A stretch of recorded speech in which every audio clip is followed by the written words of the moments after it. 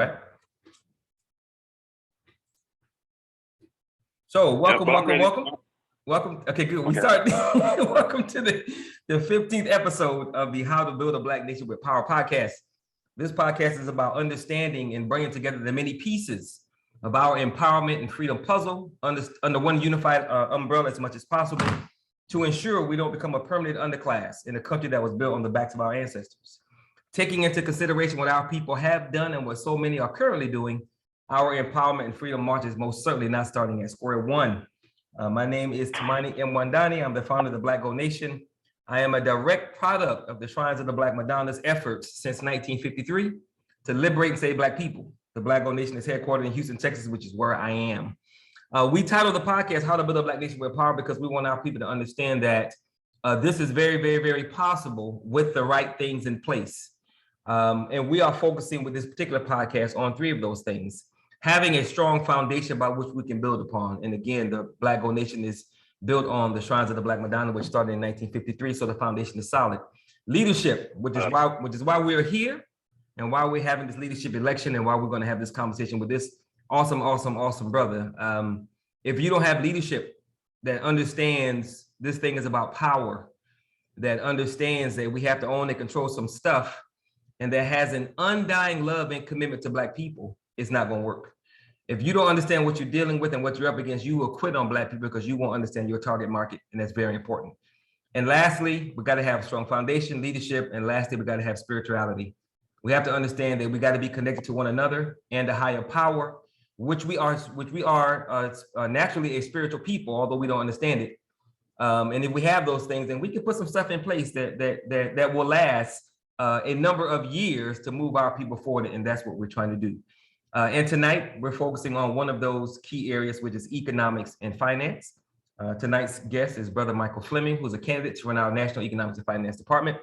Brother Michael is a perfect example of a hybrid candidate, as he could easily be running for local business development inside the US, because we have an international department as well, community outreach, community development, employment and training, and he could actually be a national consultant overall with everything that we're working on.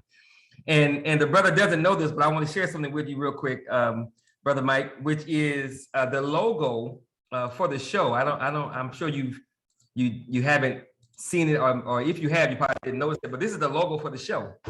And you know it's at the bottom of the streets. I love it. Which of course we're going to get into. So I created this logo, man, because it of course in the center is the brother who founded the shrine, Reverend Albert B. Clegg. What we're trying to do is build a nation within a nation.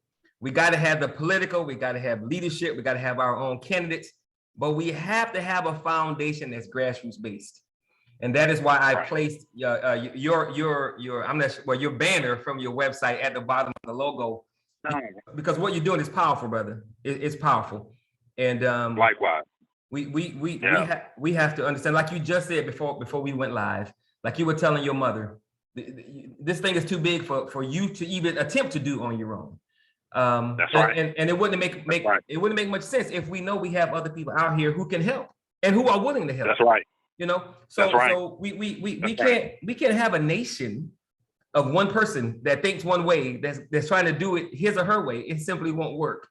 So that's right. Before we get into it, but I want to first thank you for taking time out of your very, very, very busy schedule to be here, because God knows you could have been somewhere else doing something else. Man, that's an honor. I really appreciate it. I really appreciate it, brother. Yeah. Okay, so quickly, I'm going to read your very brief bio, and then I'm going to ask you if you want to add anything to it, because God knows you have a few bios, and I just took a snapshot of one of them. So I'm going to read this, and then I'll give you a chance to add to if you want to. So brother Michael Fleming's very, very, very brief bio. 20 plus years experience as a management consultant, capacity building and community development specialist in the United States and around the world, Abu Dhabi, Dubai, South Africa, and Canada, federal government contracting consultant and trainer since 2015, Six Sigma Black Belt Georgia Tech, founder of King Streets and the United Community Care Alliances, previous regional technical enterprise solutions manager for Bell South and Ceridian, United States Air Force veteran and electronics instructor. Okay, brother, of course, there's a lot more to you than that, but would you like to add anything to that bio before we roll on? No, you know what, Tamani, for all the professional and corporate type experience, man, the stuff I'm the most proud of is the stuff that we did at the grassroots level. And for the longest time, for the equivalent of over 15 years, we ran GED, life skills, work readiness programs, workforce development, economic development type stuff, and again, the federal government contracting stuff in the Atlanta metro area. But we helped organizations and people all over the country. And we literally, man, would let people come in and watch what we did, shared our content, materials, and all that kind of stuff. That's some of the stuff I'm the most proud of, bro. Yeah. I'll be honest with you, because it built capacity. Okay. And so, and it's always profound when people will bring up something years later that I forgot about and said, man, we really appreciate what y'all did. And even today, I was in a very wonderful, powerful meeting earlier today, and it came down to I got to share stuff my mentors shared with me. Amen. And because people were like, where'd you get all that from? I was like, no, my mentors did the same thing for me. That's right. And, the only thing they ever asked me was to do the same thing for somebody else. So it was powerful. And I'm saying at least 3 of those people have passed, but it was powerful passing on what they gave me to give to others, man. And it was just such an amazing day and amazing moment. So those are the things I'm most proud of. All the corporate stuff, to be honest with you, I'm thankful for that. And I call myself, I'm always trying to give my best at things. I'm not always the best at it, but I'm always trying to give my best. And so those things, I don't take for granted. They gave me kind of the underlying experiences. Mm-hmm. But again, man, I'm an easy sell when it comes to anybody asking anything for the community, man. That's what I love about Black Gold Nation too, and literally in your leadership and everything that you've been able to provide too, and even the brother that connecting us together, Quavin and everything. I mean, that shared spirit, man, that stuff that keeps me excited, man. So I'm looking forward to this, man. I'm at your discretion, bro. Let's roll. Cool. And I would say, Brother Michael, that we find that the best leaders are selfless, and you are most certainly that, brother. So that really is a tremendous bullet point that you bring to the table that, of course, Black people would benefit from. So let's jump in this thing, man. You were born and raised in Mississippi? In Memphis, Tennessee. But I got Mississippi blood in me, though. My grandfather was from Mississippi. My grandmother was from Arkansas. My mom was born in Memphis, so I'm a tri-state baby. And, I knew it was an M. I just wasn't sure which one. Yeah. Yeah, I'm a tri-state baby, man. But I love my hometown. I do a lot of stuff still in Memphis a lot, and pretty much throughout the entire Southeast. I ride around, from anything, but I make myself available anywhere. But that's definitely Memphis is my hometown. Okay. You have any siblings? And if so, where do you fall in the lineup? Yeah. You know what? I apologize, bro. I turned the volume down. How about that? Let me. I apologize. Let me see. I turned the volume down on the wrong thing. Hold on. Hold on. Tamani? Yes, sir. Okay, yeah, we back. All right. So yeah, no, actually I do, man. Oh, hold on. That's what it is. I was trying to share it on Facebook and it's coming up. I sure was wondering how I control that. I'm learning. but no, seriously though, I got 2 older brothers. One 6 years older than me, one 3 years older than me. I've got a sister who she and I forgot what they call it, but we're we share the same birthday for 3 days. I mean, share the same age for 3 days. I'm 362 days older than her. Wow. And then I got a younger brother, man, who all of us here in Atlanta and everything too. So that's my sibling setup right there. So there are 5 of you guys. Yeah. Yep. Yes, sir. Okay. Yep. Cool. So tell us a bit more about yourself. What kind of young brother were you growing up in Memphis, Tennessee? For those who are familiar with Memphis, I grew up in North Memphis, and there are very few people who would debate whether that was one of the worst areas of Memphis, especially during the 70s. Yeah. Okay. And ironically, I had such a good meeting today, and there was something that my mom had done 30-some years ago came up today. And in the meeting, it totally unexpected. And so when I called her, when I got in the car, we were still talking about, the experiences in Memphis, but I grew up in the hood. Mm-hmm. And my mom was a teenage mom. She had 5 kids by the time she was 22. And she had, so she got pregnant while she was in high school, but she never gave up her dreams and her goals. But living in the hood ain't easy on nobody, That's right. Plenty of songs been made about it, before it was popular. And before it makes now billions of dollars trying to claim you from the hood. Yep. And so, but the whole idea was one of the best things. My mom was always conscious, bro. I mean, so I didn't have to find my way to it. It was in my household. Okay. And my mom had the ebony encyclopedias of Black history and all those kind of things in the house. And I'll be honest with you, my first book report that I can remember ever doing in school was on a Black person in the 70s. because I took it from those encyclopedias. So I always had a consciousness of our community and the significance of Black excellence, you know, even when I was young. And then even though my mom was a teenage mom, man, she went back to college, got a degree, all that kind of stuff. And, you know, my grandmother was in the house with us. We had a ton of love, and you would think that would have been enough. But sadly, bro, I hate to admit this, but I was a bully when I was a kid up until sixth grade.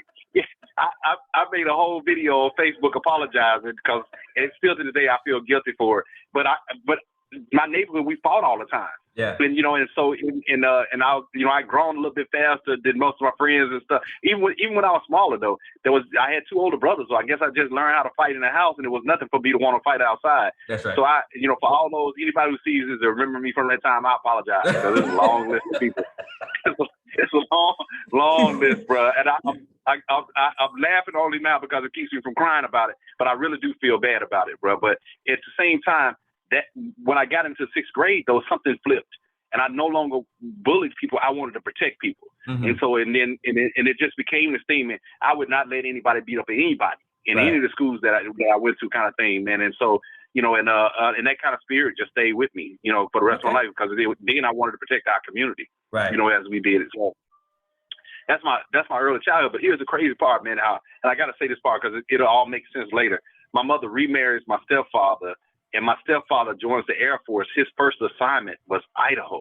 Down home, Idaho. Okay. Yeah, so we went from a culture shock of being in Memphis, you know, all Black neighborhood, all Black people, right? To, you know, yeah, you know, there were 6 Black people between the junior high and elementary school, and three of them were in my family, right. You know. So and so, you know, but that culture shock, you know, stuff I had read in the history books and social studies and all that stuff, you know, we drove across America to it, and so it immediately changed my worldview. But I never lost my focus on my community. Right. And so, you know, I didn't know what it was at that time, but it was always something calling me, you know, saying, hey, make sure you use these experiences, you know, to betterment of the community. And then my stepfather went from Idaho to South Carolina. We lived there for a year and a half, and then we ended up in Atlanta in 1985. And I graduated high school in Marietta, Georgia, and went off to the University of Tennessee in Knoxville. And I invented this thing called a stadium clapper. Most people see it, but they, you know, literally I got a patent approved on it. But if you ever see the little hands that clap, I know what you're talking about. Yeah. No, bro, I literally got a patent approved on that when I was 21 years old. I got a patent approved, but I didn't know anything about business. As a matter of fact, that's most of the stuff that I know about business came from me trying to figure out how to sell it at that time. Right. Someone stole the idea from me. My patent attorneys told me they couldn't figure out how to figure out who it was and all that stuff. So I go into Dollar Tree and it is what it is. I see it in Dollar Tree and places like that all the time. But and you know what? They're not in the verified too. I mean, obviously they can look it up in the patent office, but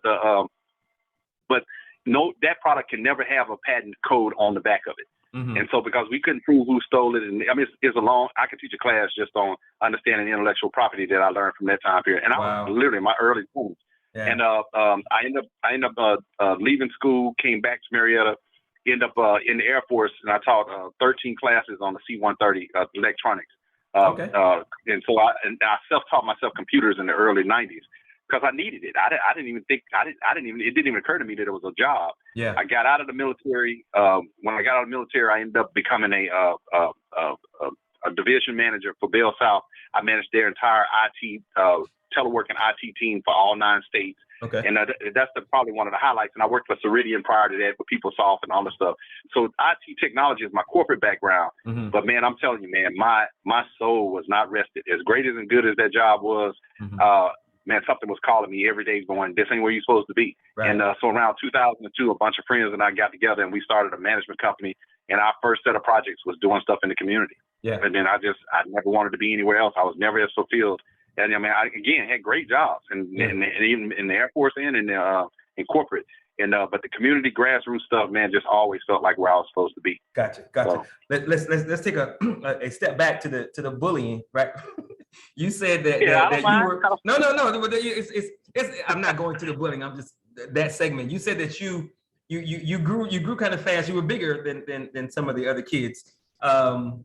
Which leads me to the next question. High school. Did you play any sports? Because you like what 6'2"? Yeah, I'm about 6'1.5", man. But no, let me tell you, my 2 older brothers were fantastic at sports. Okay. So it didn't click in with me. Literally didn't click in with me until 6th grade. I'd rather go play in the park, and up until that point.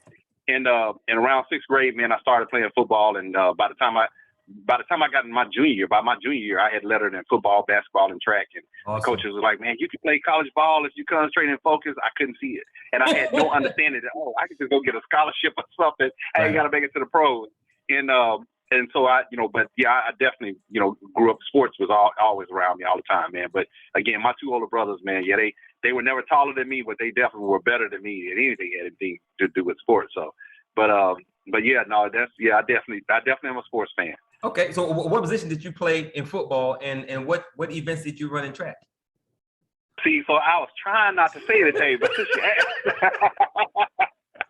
Now, let me see. I played quarterback, man, until I played quarterback all the way up to my junior year. And then track, I ran long distance in track. And matter of fact, track was the first sport I lettered in. I lettered in track in 9th grade. I ran a 4:46 mile in 9th grade. And Wow, I man, you were sprinting for the whole race. Yeah, but you know what? Injuries, right? The thing I'm thinking back and over the people that I've known that were better than me at a lot of stuff, and injuries take you out early, that kind of stuff, and just the exhaustion of it. And I had been playing for so long, man, I was burnt out. And then I played shooting guard in basketball, but on the teams where I was not the tallest guy, but on most teams, 6'1" back then was could be one of the tallest people on the team. Yeah. So I was shooting guard or forward and that kind of stuff, and I lost the appetite for it. And by my senior year, I didn't care whether I played or not. And college and everything else was my focus at that time. So gotcha. Yeah. So after high school, you went straight to college, or did you go to the military? Yeah, I went. I got accepted to the University of Tennessee in Knoxville. I had a scholarship to Dartmouth, and I had no idea how important that was. Jesus Christ, boy! I didn't. My physics teacher was like, you know what? I'm gonna help you. I had never even heard of the school. Didn't understand the significance or importance and nothing. Man, I mean, just that's why. And I'm telling you honestly though, stuff like that is why I'm so adamant about teaching young people stuff and getting them to understand things and different stuff like that. But University of Tennessee was good. I went for aerospace engineering, took engineering classes while I was at there. But like I said, I invented the clapper within 2 months after I was up there. Okay. So once I got up there, the entrepreneur bug hit me, or at least something hit me. And I thought, well, let's give this thing a shot, man. And I think it was more destiny calling me and fate calling me than anything else. Right. Okay. All right. So what was your MOS in the Air Force? What was your job? The one that I remember was 45532. You have more than one? And let me tell you, they changed the codes by the time I got out. Okay. And I don't remember what the second set of code, it was the same job. They had changed the code. Mm-hmm. And for those that don't have military experience, that's the code they gave you for the job that you did. Yeah. And so I was a communication navigation specialist, and then I was recruited to become an instructor. And it just so happened I was stationed at Little Rock Air Force Base in Jacksonville, Arkansas. Okay. And so man, I was only in 5 years, but it was a wonderful 5 years. And by the way too, is that there's some kind of rule. I don't know if they still have it, but they had it then. I was supposed to be in for 6 years, but if you go up to your final year and a day, so in other words, 5 years and a day over, you can get out after that day. So I didn't finish the 6 years. I was like, oh, I'm out. I was like, I gotta go. It was an honorable discharge.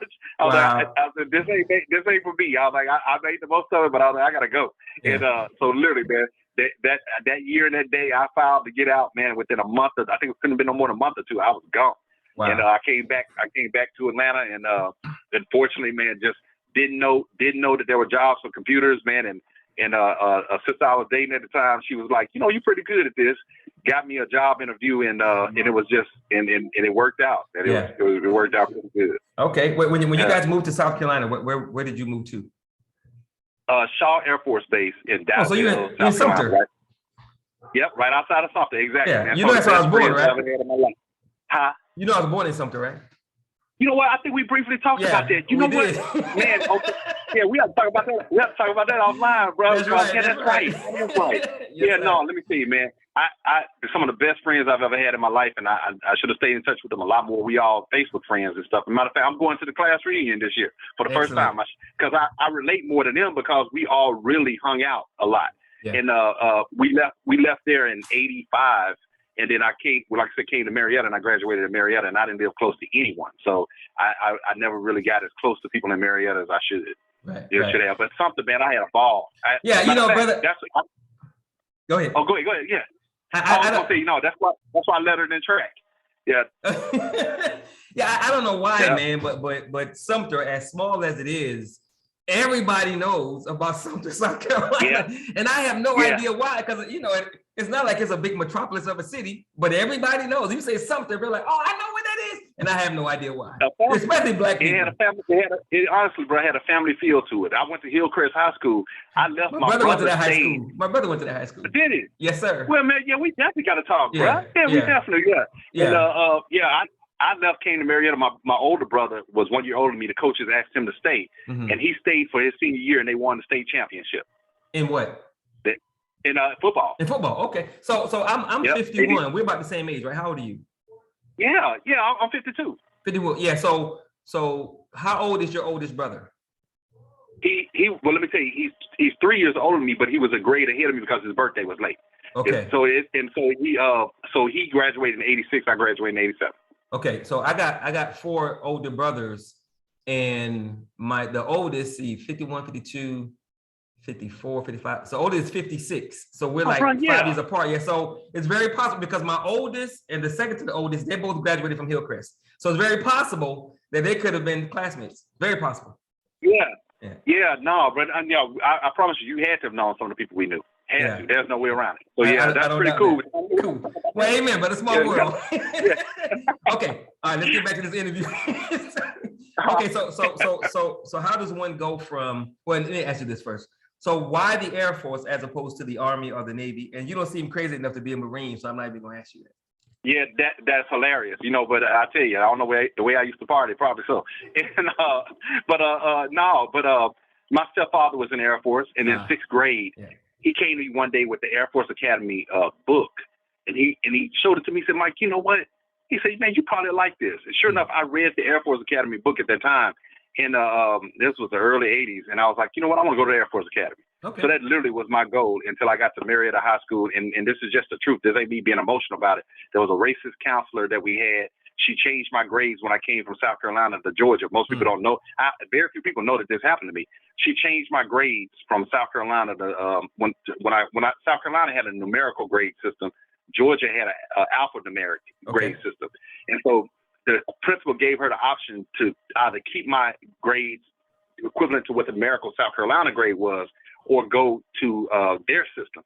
Okay. She literally said to me, Georgia schools are better than South Carolina schools, which is still a lie till this day.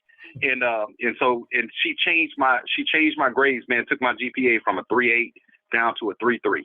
Oh wow. And then gladly told me, she sat there and figured out, she figured out, like, if I got straight A's my junior year and senior year, she said, you'll never get your grades back up to a 3.8. And so, at that point, I felt like it took me out of the choice of going to the Air Force Academy. Man, I was hot. Yeah. And my parents, of course, at the time didn't understand what was going on with the process and didn't know how to protest it. Mm-hmm. And so, I just was left. This lady in less than 30 minutes, she had taken away 5 years of effort of making honor society and honor roll and all that kind of stuff. And, wow. I was, like I said, I'm from the hood, but, my core is the hood. The rest of me is a nerd. Yeah. And so, so I love school and I love learning. I still do to this day. And, but yeah, in 30 minutes, that lady changed, a white lady, and it just is what it is. These are the facts. Yeah. The white lady changed in 30 minutes, bro, changed the trajectory. But let me tell you how God works, how things work. I joined the NAACP when I was 18 years old. They sued the school system and got her fired, and they had me testify against her later. So well, there you go. Me and some other students and other people and everything, we ended up testifying. Come to find out, she had been doing that to black people, man, for years. Yeah. And sadly, it's not surprising. Sadly, it's not surprising. Yeah. So no, good stuff, man. Okay. But So how does one go from the Air Force to being the CEO over a national organization such as King Streets? How did you make that transition? How did you get there? Yeah. So, but again, man, being a veteran, it's the gift that keeps on giving in so many different ways. It really is, because it's its own community. I never joined a fraternity or anything, so it's its own fraternity too. That's right. And even today, it was crucial in a very high level strategic session that we had even today. And so the benefit of the military is the military gave me, I had never really had any exposure to processes. and systems and, and system type thinking and different stuff like that, at least not at that level. And of course, just going in and doing the best I can, best I could. I graduated with honors in basic training and graduated second in my class at tech school and that kind of stuff. And just learned. And I always loved planes and stuff like that. So that wasn't a hard sell. Mm-hmm. But the learning the schematics and all those things gave me a way of thinking, a critical thinking type process. Okay. And so, when I got out of the Air Force, I thought I was going to continue being an electronics instructor. Like I said, a young lady I was dating at the time, she was like, "No, you're great at computers." I had no idea. Literally, I had no idea there was jobs for it. Yeah. And she got me a fantastic interview with a company that Ceridian, that was an enterprise solutions company. I'd never even heard of it. This is why I tell people, tell the story right. You ain't always the main character, right? That's right. And so at that point, that sister was definitely the main character at that time. And so so the idea of that opportunity opened up me learning about enterprise solutions. And I had never even heard that before. And I was like, what is it? And for those that are listening, and even people that will see this later, I'm telling you, Google it. Yeah. I mean it. Google enterprise solutions. Yeah, and you will see it runs the world. Yeah, most people don't even know what it is, and I didn't, of course. And but I quickly tried to learn it and grew real fast in the industry and stuff like that. Was at the time this was the mid 90s, late 90s, and was making good money doing all that stuff, man. But it wasn't that I wasn't happy. I just heard something else calling and really calling on me, and I guess people would say it's more of a calling. And so I left there, got recruited by Bell South, went over to Bell South. They brought me in to manage, of all things, their teleworking program, right? We were trying to encourage companies to let the employees telework. Okay. For all the tragedy and grief and everything around COVID, for corporations, this was a perfect storm because people were learning how to work from home. That's right. And we actually were trying to teach people that in the early 2000s. So I was learning systems again. I was learning processes. I was learning infrastructure. But and I don't mind, saying this out loud. There's one of my favorite movies of all time is The Spook Who Sat Next to the Door. That's and right. I felt like that. I felt like, okay, I've seen the military experience. I've seen the corporate experience. I've seen the business experience and stuff all, over again. And I was like, okay, so now how does this apply to our community? I never stopped asking that question. I was always still volunteering everywhere with different mentoring groups and that kind of stuff. Like, so I was never disconnected from the community. As a matter of fact, when I was in the Air Force, I was surprised they let me do it. But I was one of the co-hosts for a program called Respect for Life. Okay. And for anybody that's kind of connected to the nation and all that kind of stuff, they probably they'll be familiar with that in some way. But so every Sunday, I had a lot of Sundays off in the military, and I would go down to the radio station and we would do shows about the community's needs and everything else. Okay. I kept thinking the Air Force was gonna come down there and take me off that radio station. And, if they only knew. They never did. They never did. And so, but I'll fast forward once. I kind of ran the cycle with Bell South, man. I'm telling you, we hit the ground running with the community. Around 2002, a bunch of us got together, brought all our companies together, and we were a collaboration then, literally. Okay. And we were starting to focus on the King Street's ideas. We didn't have it formulated nowhere near what it is now.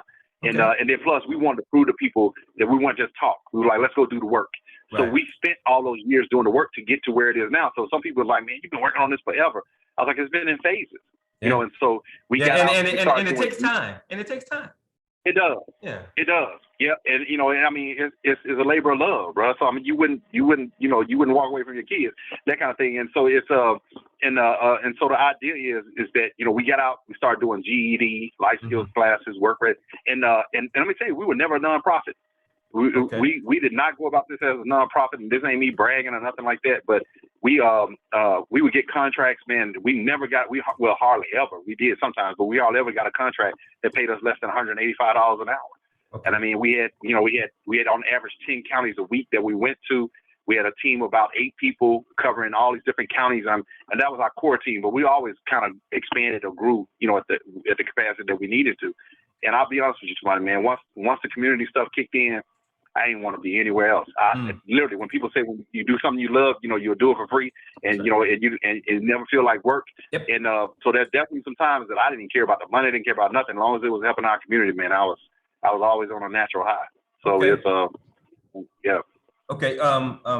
Bobby Seale, one of the founders of the Black Panther Party, he said, yes, sir. Yeah, he said we're not outnumbered, we're out organized. Yes, sir. And this is not one of the questions I had, but since you mentioned it and we talked about it before, your understanding processes is a big deal, because that's one of the areas where the Black community falters, and we don't have processes to do stuff. So briefly help us understand the importance of having a solid process to move things forward, and how you came upon that epiphany by watching the white dudes. Yeah, well, I'll say this too, and yeah, we'll just say watching the affluent community, and no, but honestly, bro, because at some point, you know, people, processes, and planning and that kind of stuff, and purpose and all that kind of thing, they don't normally add that purpose part, right? Or at least they'll put it in some nice commercials and have some good marketing company or something, make it look like it's there. But, you know, it's one thing to run a 30-minute ad spot. There's a whole different thing to be committed to something for 30 years, you know, that kind of thing, or more. And I'm not talking about me. I'm talking about these corporations and everybody else. You know, they'll put that out there for the consumer, but you look at their overall track record and you will see that they ain't had no real commitment, you know, to some of the things. And politics follows power, and politics follows, you know, profits. You know, so we get caught up in the politics side of everything, thinking that's just the showman there. The politics is just the showman side, but the real side of it is in the processes and what they do. And so processes help you duplicate, replicate. Yes. So you think about it. If you think about Ford, right? Ford didn't invent the car. This is what most people don't realize. Ford did not invent the car. It was actually Mercedes. You know, Benz and all of them. The Germans actually invented the car. And but Ford understood that with a process, I could replicate it. I can grow. I can expand. I can scale. And so now, one thing about it, when I was in the military, they taught us, I think it was Peter Dimmons. I forgot what Dimmons' first name was. And it was the TQM and the total quality management. And so when I got exposed to that, I was like, woo, here's, you know, I immediately saw it as a tool, not just a set of processes. Okay. Processes and planning go hand in hand. Yeah. And neither one of them are about perfection or guarantees. They're about the ability to be prepared. You know, you can if you do things in segments, like if you had a recipe and you're trying to make a biscuit, or you're trying to make, you know, or you're trying to make, you know, regular bread or something, you know, if you miss one ingredient in between, you might have a cake. That's right. And so when you write down a recipe, you can go back and say, oh, I put too much here and this much. It ain't just a pinch here, pinch. That's great. But if you want to scale, or, you know, if you want to scale, you turn those things into incremental processes. And having had gone to school at least for, you know, a year for engineering, they were heavy on that too. And so, and then, like I said, man, it was all these life experiences that were showing me that, you know, first of all, I'm not trying to do everything by myself. The wealthiest people in the world make money off of other people's labor. So that's a process. Yes, sir. You know, and so, you know, it was, you know, these processes lead you to patterns. And then now you can replicate them on the if the conditions are the same, why would the process not come out the same, right? That's right. You turn the oven on 350, you make sure you have a certain amount of butter, you do all these kind of things. Those recipe is a process. Yep. And so, you know, and to be honest with you, there's no doubt I'm probably, you know, addicted to processes now. I mean, my mind, the moment people even come up with you know, they start the first sentence and my mind sees a whole set of processes, but what good is that if I'm the only one who knew how to do that? So I was constantly looking for ways so that we even taught GED students, you know, for as much as, not that GED students are any less, and but you know, we taught GED students how to manage from processes, because critical thinking in itself is a process, you know, driver. Yeah. And so, but I love that you brought that out, man, because if there's anything that is like on the top of my list of stuff I would share with people, if I had a way to just mind melt with everybody, I absolutely would share all the thought processes, you know, thought ideas that I have around process. Yeah, cool. So in your head, Brother Mike, is there a difference between economics and finance? Oh, bro, that's a great question. Oh, yeah, absolutely. You know, economics by itself is the culmination of all things. Okay. I mean, that have anything to do with, you know, supply and demand kind of thing, right? Finance is an instrument more than anything else. Okay. Economics is the entire ecosystem of how any product or service is traded, bought, shared, all those things. Because, you know, I had a pretty good mentor when I was young, and she used to say all the time, she said, money is not always green, Michael. And I totally understood what she meant. That's heavy, yeah. I like that. Yeah, and you think about it, we try to get these little nuggets of stuff that expands our perspective on things, because the moment your perspective expands, you see other options and choices. You don't feel as boxed in, you know, with stuff. So when you deal with the economics of things, so I'll give you an idea, right? So the first Friday in every month, they publish the jobs report. Okay. The first Friday. every month, right? So most people are like, well, why is that relevant? Well, if I know that as a business person that the economy is either raising or going down, or that the workforce is going up or going down, it gives me an idea of how I'm going to have to manage my company for the next month or the next quarter. I tell people when a person is not available, a process will do every single time, right? Because if nothing else, I can hire somebody to manage the process. Yeah, you put them in that spot. Yeah. But exactly, and you go back to Ford. That's what Ford understood. If you're supposed to put 10 widgets in, that's all you're doing all day, putting 10 widgets in. And if you can't put the 10 widgets in, I'm gonna have somebody else come in there and put 10 widgets in. The whole thing about it is most people, they see that as being, man, why I got to do all that? Well, you don't for yourself. You're going to cook your own breakfast. That's but right. if you're gonna run a restaurant, right. you better come up with some stuff to get everybody up in that joint. Got to have it. Yeah, but if it's just about you, do you? But the reality is that right. if you trying to help some folks, man, you better line that thing up, and really scale up. And then I say this part too because inside all processes is a system of trust. Mm-hmm. But trust in itself is not 100%. You don't trust nothing in the process 100%. You just don't. Trust is not an absolute. Suspicion is warranted. Mm-hmm. So my point is with that is there's not 100% trust in anything that we do. So you have to learn how to manage the percentage of in a threshold of thing. Yeah. Processes let you stop that at stages and measure that. Okay. So if I gave you the raw materials and told you to show up at a warehouse, you don't show up. First of all, I'm firing you. That's the first thing. Like I'm gonna fire. But then now I got to find somebody else to get the raw materials. I got to do this. That's right. So I've got to put things into the process that says stage 1 requires this, stage 2 requires this, and stage 2, and who's going to work that or what's going to work that process. So you're right. I'm extremely process heavy. I listen to people all day long, and I'm the whole time I'm listening for whether they are committed to a process. Yeah. Because if they're not, it's all just them. It's just them wanting to, kind of do what they want to do. It's not inclusive of anybody else. So, and I'm not going to be afraid to share too, because I ain't got time for that, man. What's for me is going to be for me. What's for them, and karma's going to get them anyway if they going to try to take or exclude or that kind of thing. Right. And it's not going to last. It's not going to last. It can't last. Longevity. Hard to maintain, bro. That's right. Hard to maintain. Okay. Next question, brother. So what do you think the most critical issues facing Black people in economics and finance are? The most critical issues facing Black people in economics and finance. What would you say those are? These are great questions, bro. And access is the first thing that came to mind. And Tamani, if you don't mind, let me go back to even the finance part too. Okay. So finance comes about because to me this is relevant to both of those questions. That is a great question. And so what's relevant is because you got all these people talking about, you gotta build credit, you gotta do all this other stuff, and I'm like, yeah, that's true. That is, man. But think about it. I want to give people a sense of what real wealth in this world looks like. Mm-hmm. Okay, so is Bill Gates the largest landowner in the United States? I don't think so. He's not. No. Is Jeff Bezos the largest landowner in the United States? Is Elon Musk the largest landowner in the United States? Don't get me wrong. Land makes a lot of people wealthy. Sure. Because it's physical property. But those people own intellectual property. That's right.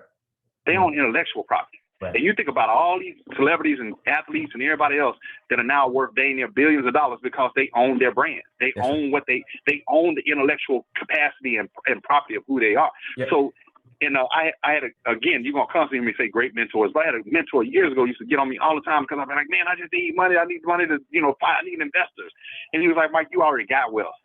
And it took me a while before I really accepted. I knew he was talking about it, but it took me a while before I accepted what he was saying. And he was like, look, man, your intellectual property by itself is worth all this. You got to package. You got to do this. You got to do that. And it took me a minute before I was like, he's right. There's definitely some stuff in there. And really a lot of it I'm just not accepting. Yeah. And but I think even at that, the reason I'm saying, because we too easy to think finance is what goes and comes out of the bank account. Mm-hmm. But it's really whatever you can trade for value. Now, I was trying to find it. Yeah, I'm going to do this real quick. And I used to go in my classes and I tell people, how much is this pen worth, right? And people go, oh, and sometimes I'd have just a Dollar Tree pen. And they say, man, that pen worth, like 10 cents. I said, but you don't know the story. I said, you don't know the story behind this pen. I said, man, a friend of mine invited me to a Chicago Bulls game. And they were like, man, we're going to introduce you to Michael Jordan afterwards. And I said, cool. And I was like, so I said, I go meet with Michael Jordan and we all had a good time. And I said, Mike, man, I hate to do this, man, but can I get your autograph? And so Mike reached over and grabs this pen and he signs his name on my napkin, right? And I was like, man, that is fantastic. He said, man, you can keep the pen. Now, how much is this pen worth? The same pen they just told me was 10 cents, right? Yeah. And the people in the class would go, oh man, that pen worth all this money. Yeah. I say, none of that story true. None of that story true, right? It's still a pen. But see, all I did was make an advertisement about this pen, right? Now all of a sudden, I changed the value of this pen by changing the story. Right. And so we get tied up in definitely improve your credit and do all that. Mm-hmm. But let your true self come out. Your finances will follow what your true value is inside of you. And most of us, we just afraid to express that. Yeah. We don't have a place where to really cultivate that in most cases, man. But, find 3 things you love in this life, man, and study it to the point where you're the subject matter expert. Somebody's going to pay you for it. Sorry. And so that's why I said, the idea of what's kind of holding us back as African Americans, Black folks in this country and stuff like that. Sadly, man, we ain't been exposed to it. Okay. This ain't nothing miraculously brilliant on my part. I've been fortunate, man. I had great mentors who sat me down and made me think through some of this stuff. Mm-hmm. And sadly, man, in the last 30 years, we really ain't had much of an opportunity to participate. That's so right. There was no way for us to know. So I'm a byproduct of all that, relationships and experience. So yeah, we need to embrace that, man. Our creativity is probably the most valuable financial piece that we have. Sure. Because what good is it you make $100,000, you got $120,000 in expenses. Right. You steal $20,000 in debt, if not more. That's right. And then trying to ball out every chance you get. So the ultimate finance, man, is really an expression of us participating in the capitalist society than kind of thinking that we have to buy our way in. Dig it. So would you say that our greatest weakness in economics and finance is access and exposure? Man, again, bro, I'm sure I need to be taking notes. And yeah, but I tell you what, I'm gonna flip it up on you a little bit though. Okay. The problem is, man, we had an economic wealth now in our community, just between the celebrities, athletes, and executives, and everybody else, and but we still don't have a unifying mechanism, and a bank alone is not gonna do that.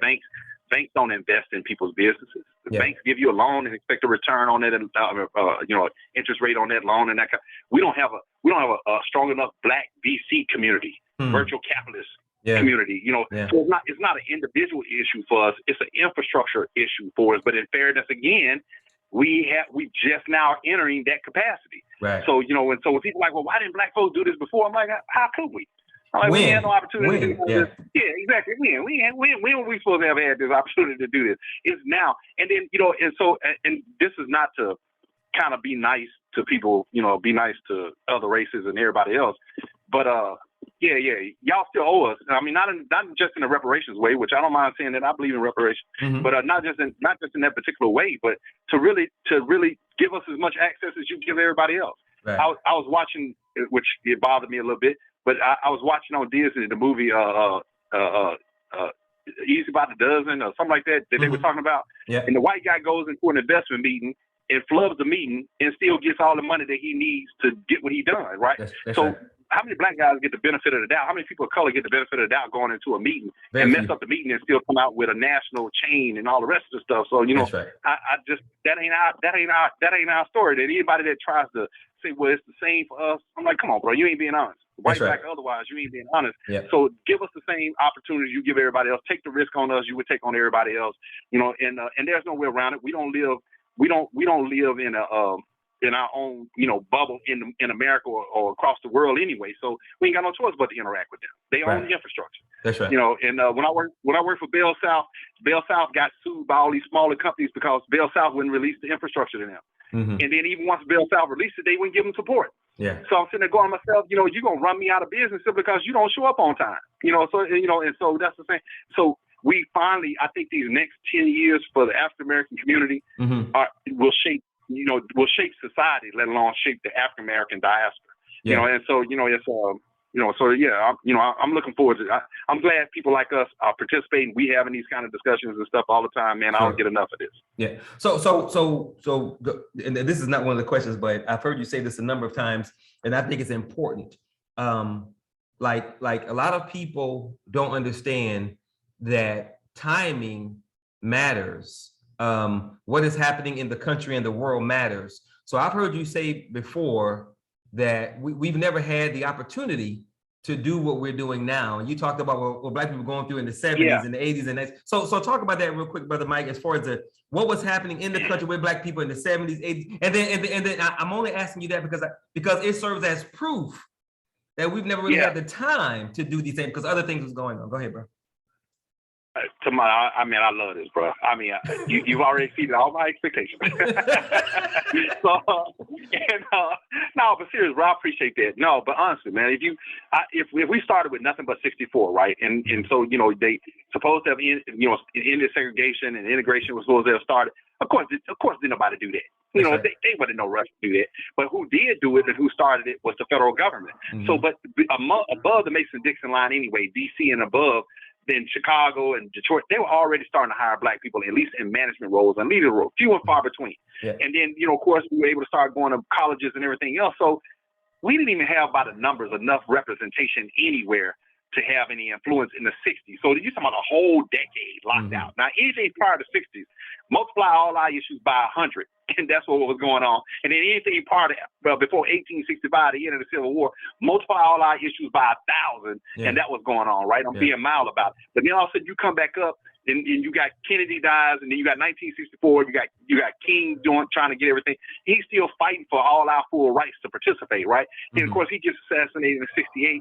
So we were at the bottom of the bottom, coming into these jobs and positions. Even the military struggled, trying to get Black representation through the VA and the veterans programs and all the stuff that was going on.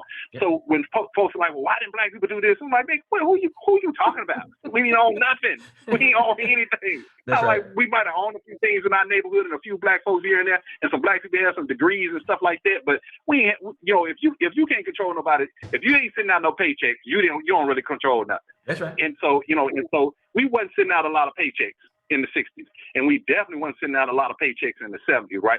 Most of those people who started with the federal government barely got promoted in the 70s. They started getting promoted at the end of the 70s throughout the 80s. So these people who started at the very bottom, Black people started at the very bottom, slowly started getting like shift managers and then supervisors and then, managers and then directors, right? And even if you're a director title, if you look at it, you didn't have no real Black people with director titles. Well, man, my boy Thurgood Marshall comes in, so you at least had the Supreme Court, that kind of representation and stuff like that. But even at that, he was the consciousness of the Supreme Court. I could go on and on. I love to do.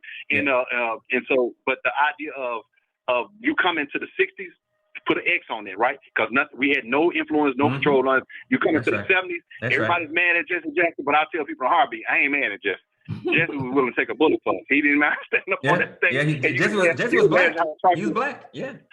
He was black. Yeah, it ain't perfect. I mean, it just ain't. If we went around from major city to major city, there's a lot we can complain about. But there were people at least trying to work on our behalf. But my point is that you come through the 70s and you look at what Black leadership looked like during that time period, and then most people don't know him.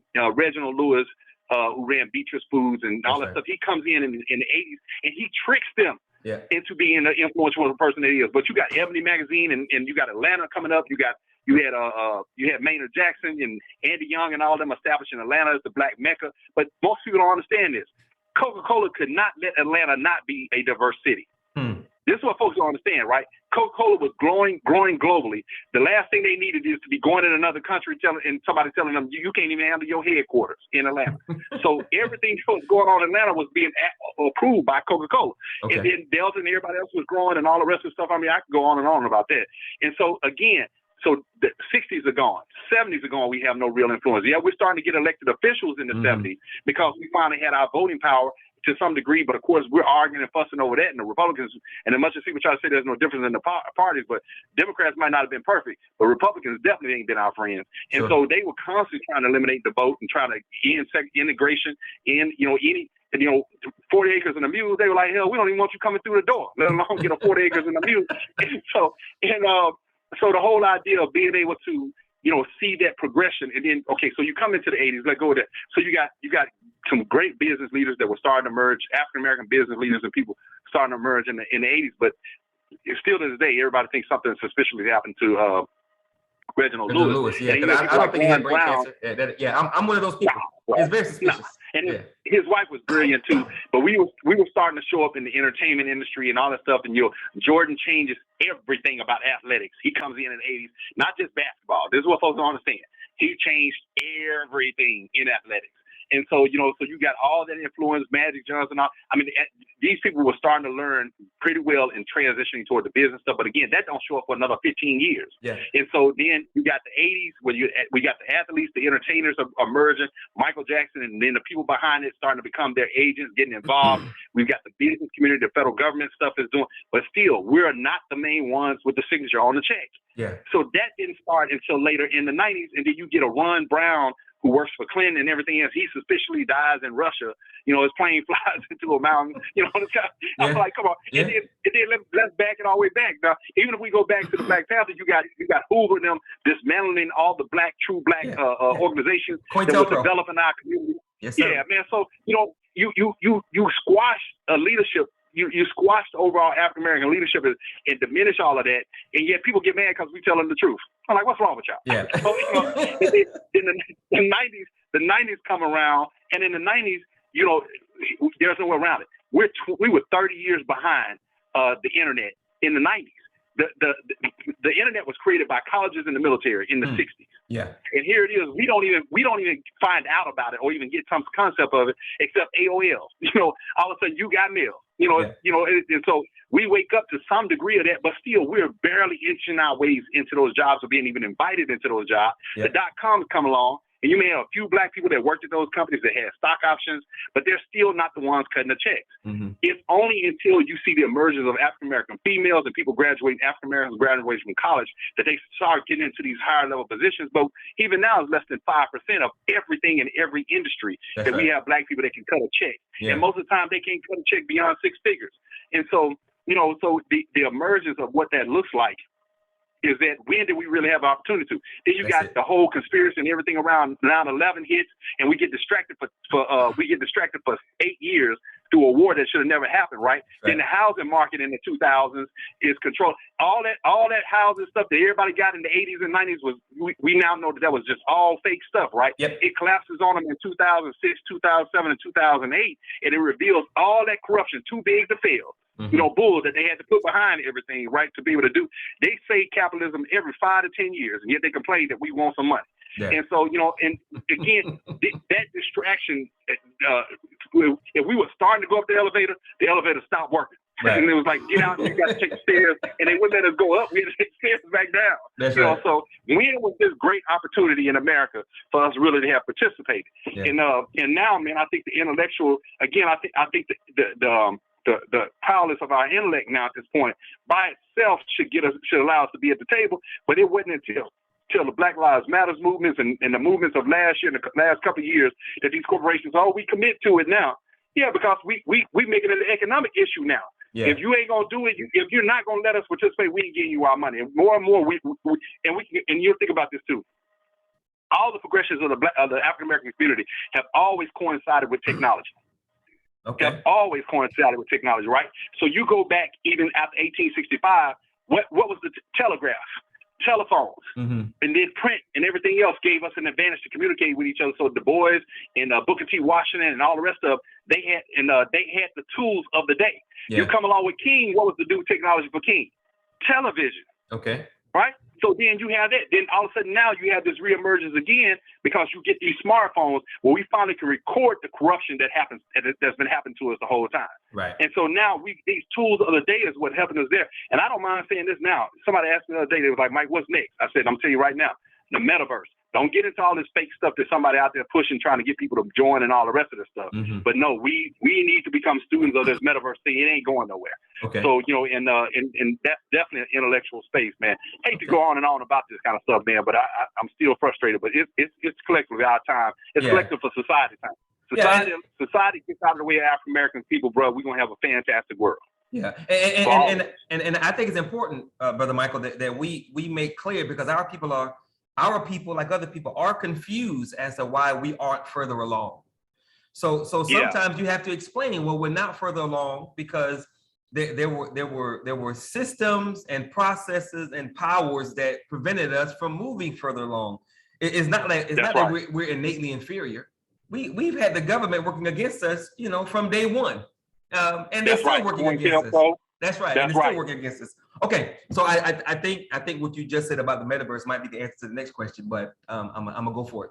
So what do you think Black people are most confused by, or what we get wrong more often than not when it comes to economics and finance? What are we most confused by, or what do we get wrong more often than not when it comes to economics and finance? Man, I don't know why this was the first answer that came to mind to me. Our families have got to get along better. The most successful businesses in all of history started off in some way a family-owned business. Yeah. And and so for all the differences and stuff sometimes we do and have with each other and that kind of stuff, man, we all need. It starts there. To be honest with you, it really does. I don't care if it's a restaurant or a dry cleaner. I don't care what it is. I don't care if it's an IT company. I don't care whatever it is. So we overlook what that really means. And you think about it, it just is, again, this ain't a Michael Fleming thing. These are the facts, right?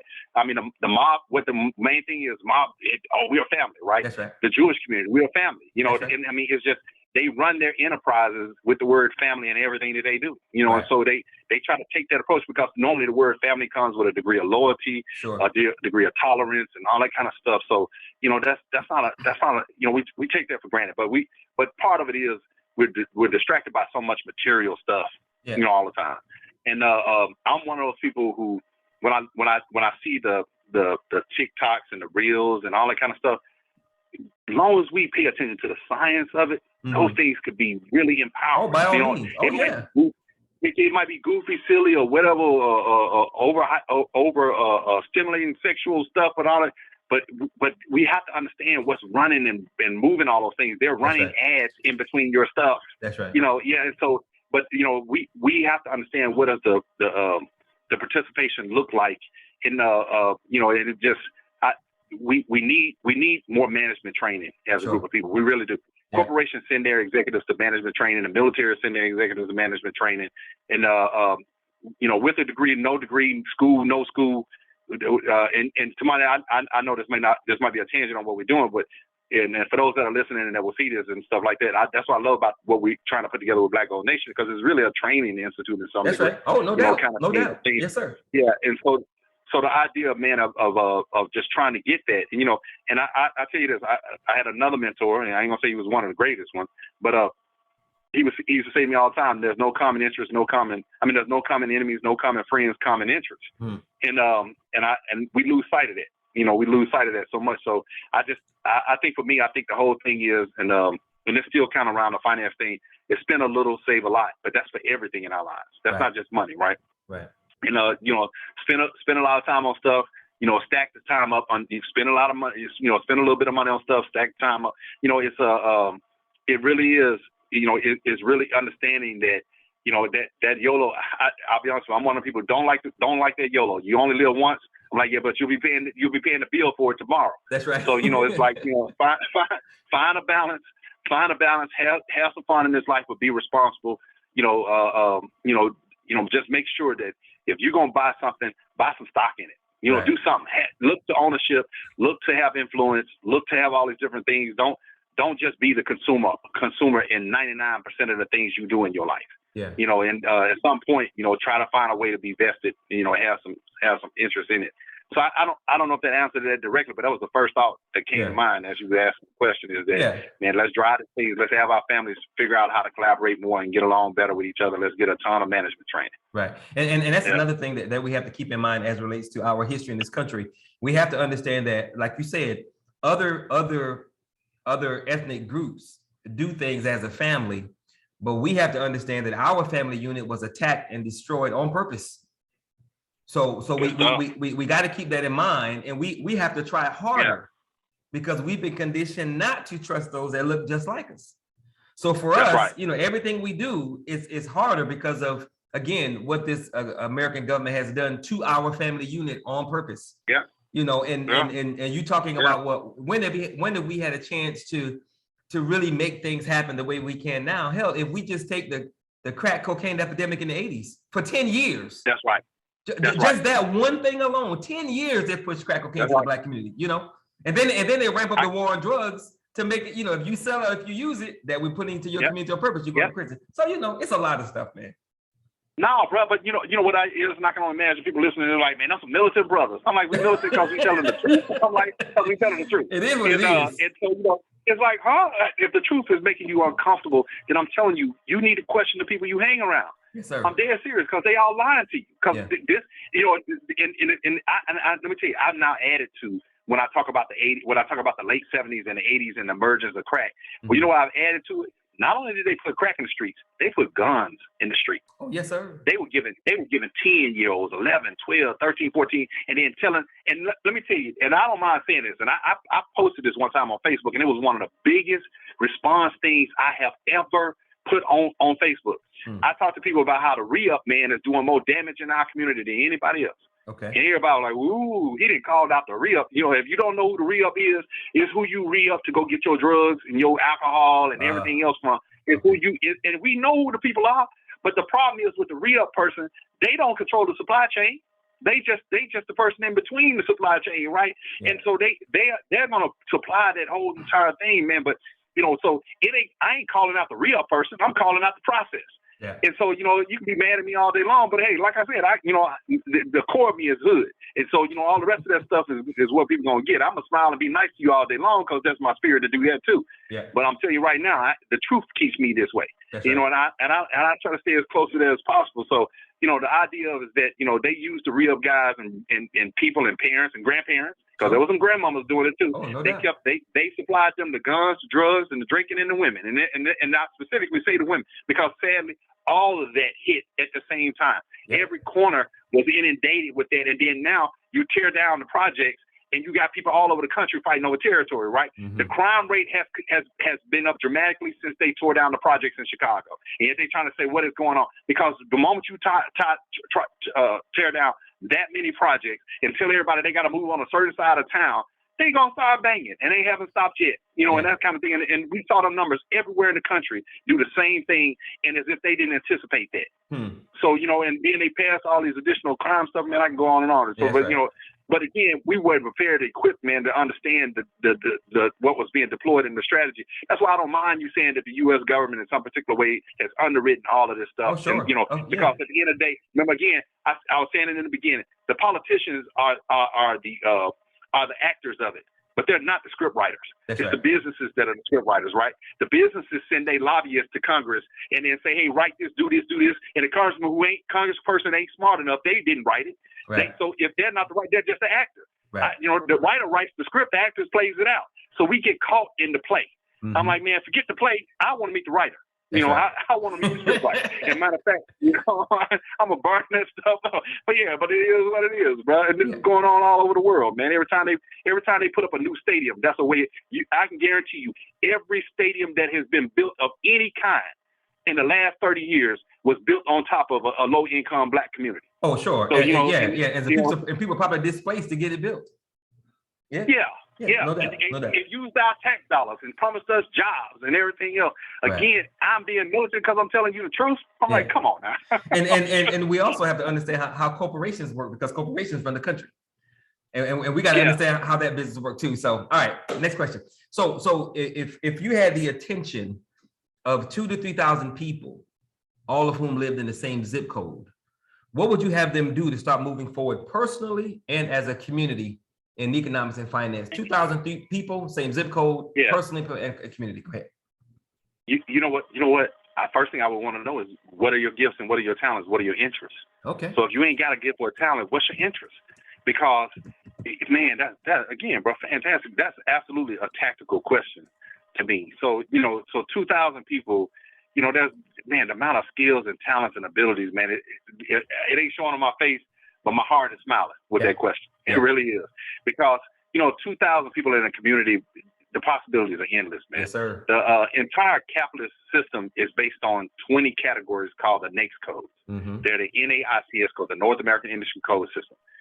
I am 100% confident that if we had access to 2,000 people, Black, white, or otherwise, that had common interests with seeing communities really be better. That's right. We'd easily have, 5 to 10 to 20 people in every one of those codes. That's right. And so, there isn't anything we wouldn't be able to do, anything that community could function entirely independently if they wanted to. Right. If the coordination of those folks are actually working together and understand where they fit into their role. I use this analogy all the time. I love football because there's 11 different positions, 11 different positions. Yeah. One goal. Yeah. One goal. Do your job. Just be good at what you do. But be prepared now if we have to get you to change positions. That's right. But, but have a backup position. But whatever position you're good at, man, bring that talent to the table. And I love that question because that's not random at all. We got a couple things that we're working on that looks at how to mobilize that. How to kind of use that.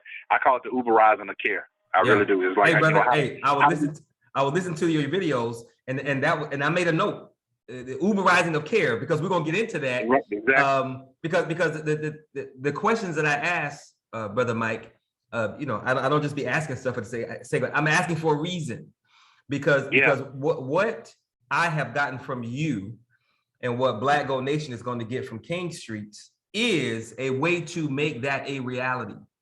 If we were more organized, brother, we could run predominantly Black zip codes like small countries, and we could create things in those zip codes, man, that could really change the lifestyle and the level of care and support and assistance. And you already know this, which is a perfect segue to the next question.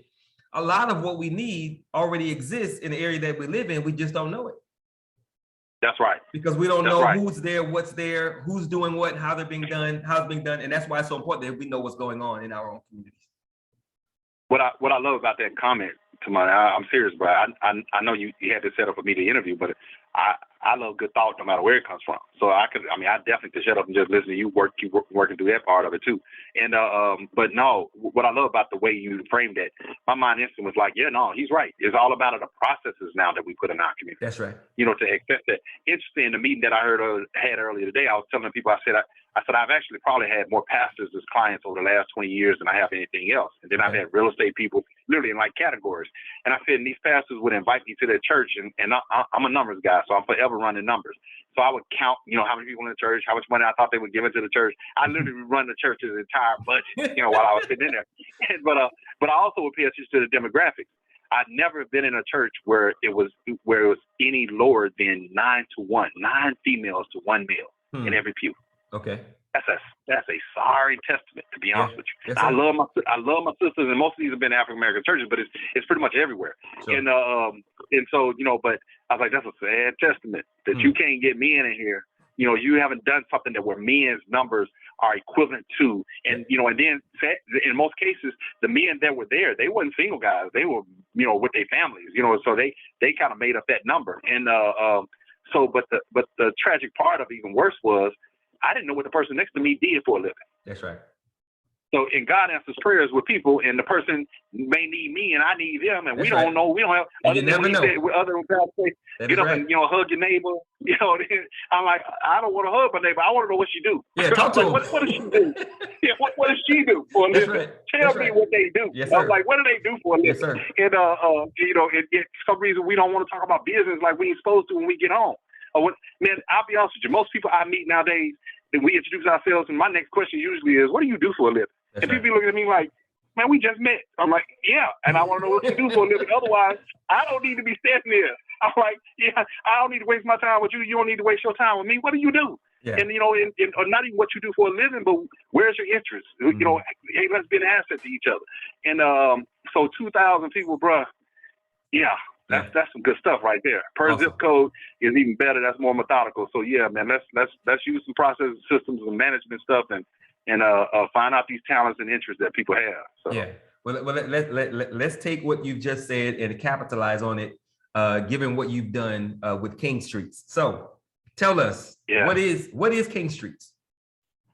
Man, I love it. But King Streets, first of all, for me, is a commitment to the community. Collectively, that's King Street is a resource strategy, and it absolutely caters to the African American community because there's a shortage. So then it tries to make up the difference for that. But King Street's for anyone that's about the uplifting of people. Period. Society and everything else. Again, man, if you're not going to have an interest in seeing African Americans do better, then you really don't have an interest for humanity, because who can lie? And you be lying to yourself to say that somehow we have what we need and have had it what we need and that kind of stuff. So King Streets is 1,000 streets in the United States is named after Dr. King, Dr. Martin Luther King, around the country. And there's 1,000 cities that host those streets. Yeah. So as much as it's in the name King Streets, it's really about King cities. Mm-hmm. And these are King cities, right? There are cities that, have shown some homage to Dr. King, but spiritually for me, and this is not me just saying it, saying it for the vine. I know don't nobody say that no more. But it's not just me saying it for the vine. And but seriously though, right? It's about kingdom building on the spiritual side. Okay. Is that for all the stuff that you and I can talk about that everybody can be mad about and all the rest of stuff, and I ain't heard a truth not said yet. I mean, I ain't heard a lie said yet. This is all truth. And so but the idea that that King Street somehow offends people, man. I literally go in meetings using it as a way to see where people's heart is or where their interest is, because there's these 1,000 cities. In most cases, are cities in need. They're not dilapidated, and most King Streets are actually pretty affluent in the community. Okay. But we know they're in communities that host people that are in need of things, right? That's right. And so when I bring up King Streets to pastors, and they go, "Oh man, King Streets," bro, I don't even want to be in the same room with them no more. I'm like, man, if you're not going to help the least of these, what we trying to do, that's and trying to pull off. So, but now on the strategy side of it, I ain't got no problem saying this. The King Streets is intended to unite those communities. Okay. There's just no way around it. It is intended to mobilize and unite those communities and support them through the same thing, which was one of your original questions about, what processes do for us. Yep. Is that so we're not misusing resources. Right. And as we get more data in telling us what's going on in those cities and towns and what the needs are, and we invite corporations to participate. This is the other thing too. I don't know why. I get in these discussions with people and they're like, "Man, so what are you doing?" I'm like, "Your businesses are already on Martin Luther King Street, so quit trying to trip on me." Like they're already there. Right. I'm convinced Shell Gasoline got some kind of personal strategy for King Street. Every King Street I've been on got 5 Shell gas stations. That's right. I'm like, whose idea was that? And how come they ain't calling it? It wasn't mine. I know. Come on, bro. Quit acting like I'm not asking for something y'all not already doing. And so no, but it's not about the streets by themselves. It's definitely honor to Dr. King. But the larger thing is that, again, remember I said earlier in one of the questions, intellectual property. Yeah. King Streets are in the public domain, and so, as much as I love the King family, I actually know Martin III. I've been contacting them. I've been trying to keep everything. I contacted Bernice. I spoke to Andy Young, Dr. King, Dr. King's best friend. Yep. I spoke to him about 4 months ago. He actually stayed on the phone with me about 45 minutes. Okay. And his wife was there with him. And he point blank said, "Mike, I endorse King Streets." He said, "But I ain't got no time to really work on it." He said, "But you can tell people that I endorse it." Okay. And so, to have Dr. King's one of his best friends saying that, this is something good. So King Streets is a strategy for, supporting and mobilizing, African American communities across the country. But out west, some of the King Streets are not majority Black. Mm-hmm. They're not. So, I love that part of it because, again, at the end of the day, Africa's the cradle of all civilization. So, everybody got some Black blood in them somewhere around.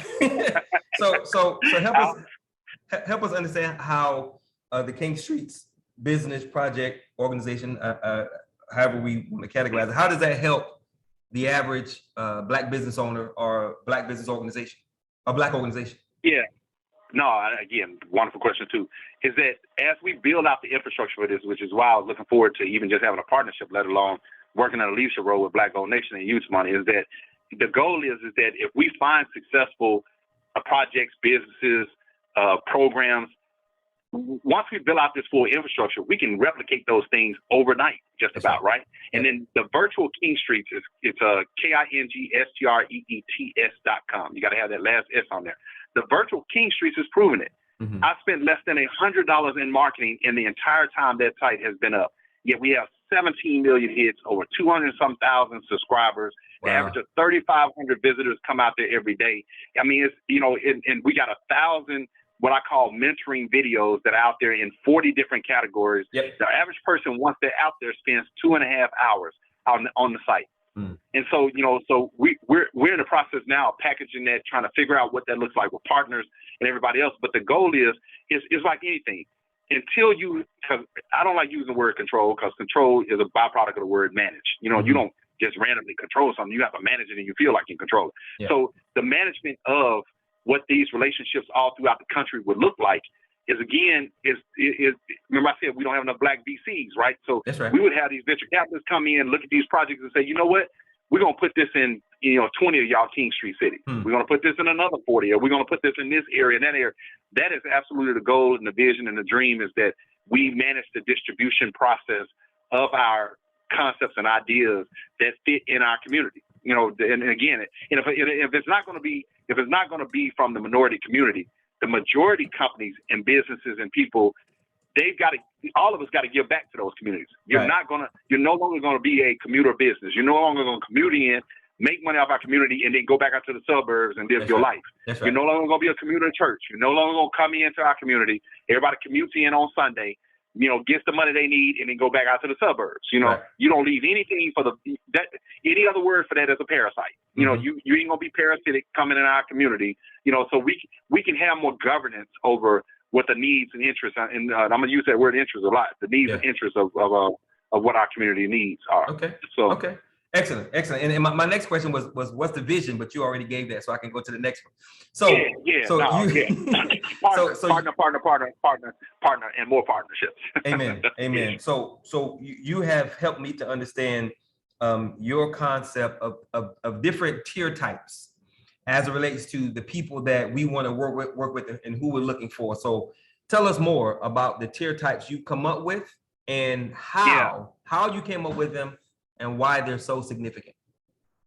Yeah, the five. So I call it the 5-tier strategy. And again, totally from experience, bro. I mean, I had to figure out some way to explain the amount of activity that we've had going on the last few years, because so what happens is in pretty much in every successful venture formula, not just for-profit or nonprofit, this system seems to work. So I call it the 5 tiers. So the first tier is people who either have a lot of money or a lot of influence. And if you ever met them, like, the first person most people would think of is like Oprah, right? If Oprah loves your idea, you're pretty much going to be a millionaire in the next week, that kind of thing, right? Because she's a tier 1 person. Her recognition, her being recognized as who she is, the influence, the money, everything else. If you were able to connect a piece of your train, a piece of your project to anywhere on her train, it's going to have a pretty profitable, journey. Yep. So those are tier 1 type people. That's millionaires and billionaires who seem to want to always find, collaborate, right? And it's important that I say the word collaborate in some particular way, either as a for-profit or a nonprofit or as philanthropic. They're constantly thinking, I got to get other people involved. So that's that type of tier 1, and that's going to be relevant in a second. Tier 2s are the people that work for the tier 1s. Okay. So the tier 1s normally can have, they can have, 10, 20, 30, 40, 50, 100 tier 2s work for them. And in real estate, they call it bird dogging. They're the ones out looking to find stuff. So tier 2s are the ones that go, you know what? If a tier 1 came along and said, well, I want to do a project in Detroit, and they'll call their tier 2 in Detroit, their tier 2 will go, hey, I got 30 people we can do this project. I want to do a project in Houston. They're going to call tomorrow. They're like, hey, man, what you got? That kind of thing. Yeah. And so, it's and by the way, too, money's in Houston. I'm in Atlanta, but we got a national stuff going on. That's right. But no, so that gives you an idea of tier 2s. Tier 2s are a trusted source, trusted people for the tier 1s. And they can be wealthy themselves, but they don't usually have the influence. Their name is not as known.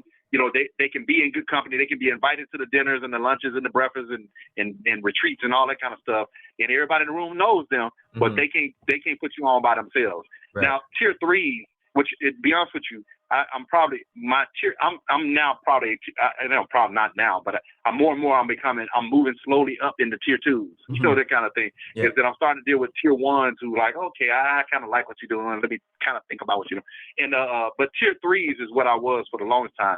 Tier 3s were the ones that tier 2s went and got. So if we said we're going to do a project in Detroit, the tier 2 would call a tier 3 like me and say, hey, don't you do life skills and GED and all that kind of stuff? We got somebody who want to give y'all some money to do that stuff. And we'd be out there doing all the work. We were the ones that didn't care about the money, didn't care about none of it. We just want to help. We just want to help. Yeah. And we do. And we do it. I know a lot of people, we still are that way. All of us are still that way, but the reality is you gotta have some resources to grow. I'm not just saying money. You gotta have a lot of resources, relationships. And tier 2s will dangle that stuff in front of you. Hey, we're gonna get you some stuff you need, people, relationships, money, and all that kind of stuff. Yeah. So tier 3s do the work. They're like the project managers. Okay. Tier 4s, and this is why this system is not just about money. Tier 4s can actually be millionaires. Okay. But they're not going to put you on. They have no interest in putting you on. They don't. They could be doctors, lawyers, they could be accountants, they could be athletes, they could be They like, hey, I got my money, man. But as long as you're doing some work for me, I'll pay you. But I ain't gonna put you on. Right. And so I know a lot of tier 4s, white, black, or otherwise, bro. I do. I know a lot of tier 4s, and it's frustrating because you're like, man, just open your mind up, bro, and help out, do this and do that. So tier 4s, unless you're gonna do some direct work for them, you ain't gonna make no money. You ain't gonna get no relationship. They guard their contacts and stuff with their dear life. And not tell you, and sadly, most tier 4s, I've probably been more frustrated with tier 4s than anything else because I'd have met tier 4s who they contacts told them to give people their phone number and they didn't give the person's number out. So personality wise, I guess I don't match up that well with tier 4s, but they're needed. They're absolutely needed. Whatever they're good at, when you are in that realm of where they are, they're going to let you participate because that's what their interests are. They can be real estate. They can, like I said, whatever they're good at, that's all they're going to want to do. Tier 5 is the public. Okay. And obviously, that number is massive. You're going to have 1,000 times more people in the public that are just utilizing everything that everybody else is doing. They come to the tier 3s programs, they come to the tier 2s programs, they hear about stuff the tier 1 is doing. They're customers and clients and patients of the tier 4s, and they're trying to find them ways for the most cases. So over the last 3 years, we've had all 5 of those tiers working. And I think, for the type of success that we're trying to have, you have to have all 5 of those tiers working. So that's the 5-tier kind of outline of I guess our success formula at the time. Okay, so help me understand and help those that are watching and will watch the recording understand how the average community member or consumer benefits from King Streets. Yeah, so you know what, I try to make King Streets a one-on-one exchange. Okay. It literally, when you go out to the King Streets website, the first thing you're going to see is what I call, the 10 portals of foundation, of 10 foundational portals, right?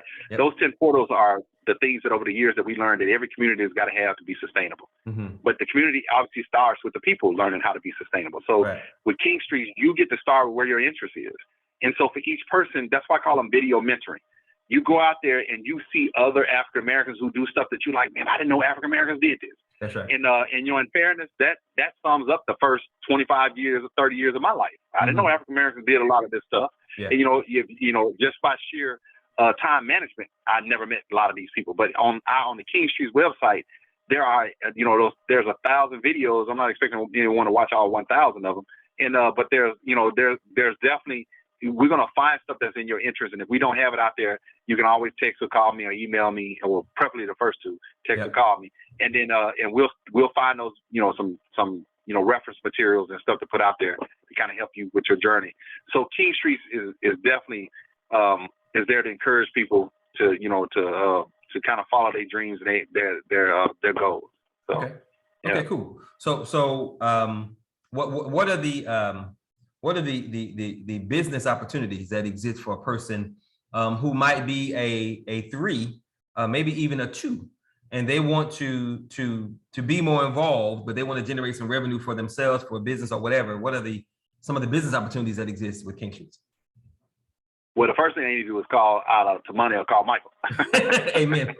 So hey, you got direct access to a call, but no, seriously, it's a collective network, first of all, so whatever customers, clients you got, then our whole goal is to help you find more. That's right. So I mean, I'm telling you, man, I don't try to get in the way of nobody's blessings, and I don't try to count nobody else's paper. So in other words, because the goal is that if we're helping you grow your business, and your business is in our community, and hopefully you're hiring people in our community. That's right. Or you're mentoring people in our community, or you're making yourself more accessible, because as we build this infrastructure, we're going to hold you more accountable to that anyway. Oh, no doubt. And so, so the nonprofits, we want to help you get more support. There's a lot of training videos on doing grants and contracts, and there's videos on sales and marketing from the African American perspective. There's there's all these things on social media and crypto and all of this stuff.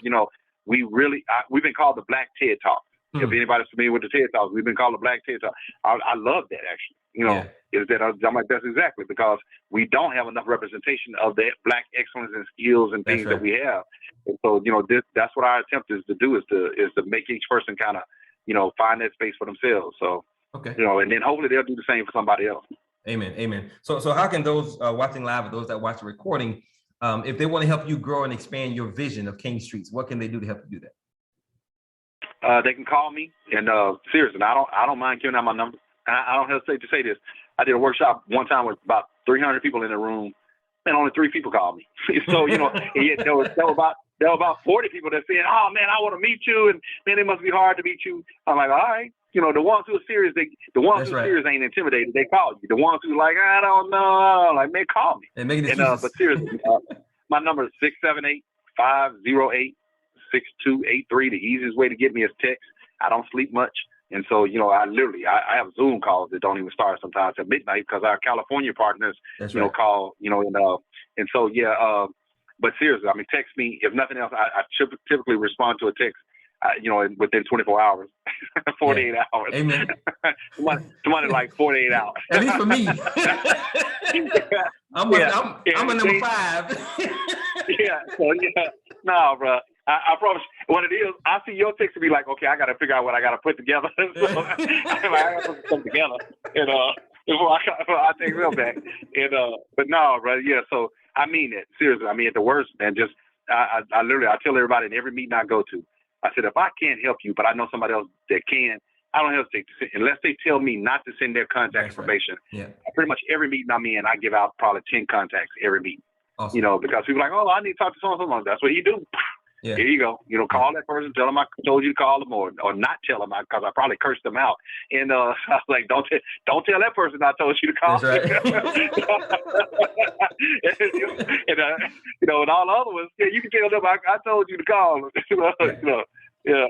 Gotcha. So if for those that are watching live or you watch the recording, if you missed the beginning of the show, you're listening to the How to Build a Black Nation with Power podcast, where we seek to understand and bring together the many pieces of our empowerment and freedom puzzle under one unified umbrella as much as possible, to ensure we're not a permanent underclass in the country that was built on the backs of our ancestors. We want to take into consideration what our people have done, and what so many are currently doing, like Brother Michael Fleming, and help our people understand that our empowerment and freedom march is not starting at square one. Tonight's episode is our 15th episode, and our guests on this show are candidates in the Black Gold National Leadership Election, which takes place online from Friday, June 24th to Sunday, June 26th. And this brother is a candidate for our National Economics and Finance Department. Next question, Brother Michael. What is the CARE Alliance? Yeah. Now, as much as I love obviously talking, playing around and planning and all the other stuff, none of that matters if we don't take any action. Mm-hmm. And so the CARE Alliance was the culmination of all those classes and workshops and everything that we talked about. And you kind of gave me a lead in with this when you were talking about the 2,000 people in every zip code. That's right. But that's literally the CARE Alliance is a zip code by zip code strategy, mm-hmm. and we structured it like a franchise. So if you're interested in having a zip code in your area, then honestly, Tamani, at some point I'm sure you'll give out your information. But contact Tamani or myself. Yep. And we'll start working through the process with you. But the CARE Alliance is literally that.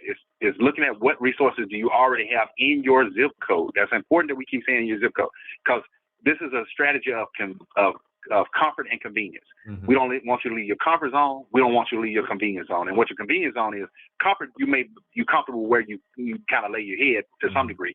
Convenience is no more than 3 to 5 miles from where you live. So, or just the outline of the zip code that you're in.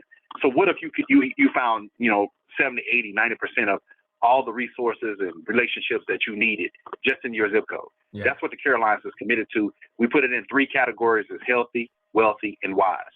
So what if you had health experts in your community that you can meet with, in some cases for free to low cost to no cost or whatever? I know that's free and no cost, the same thing.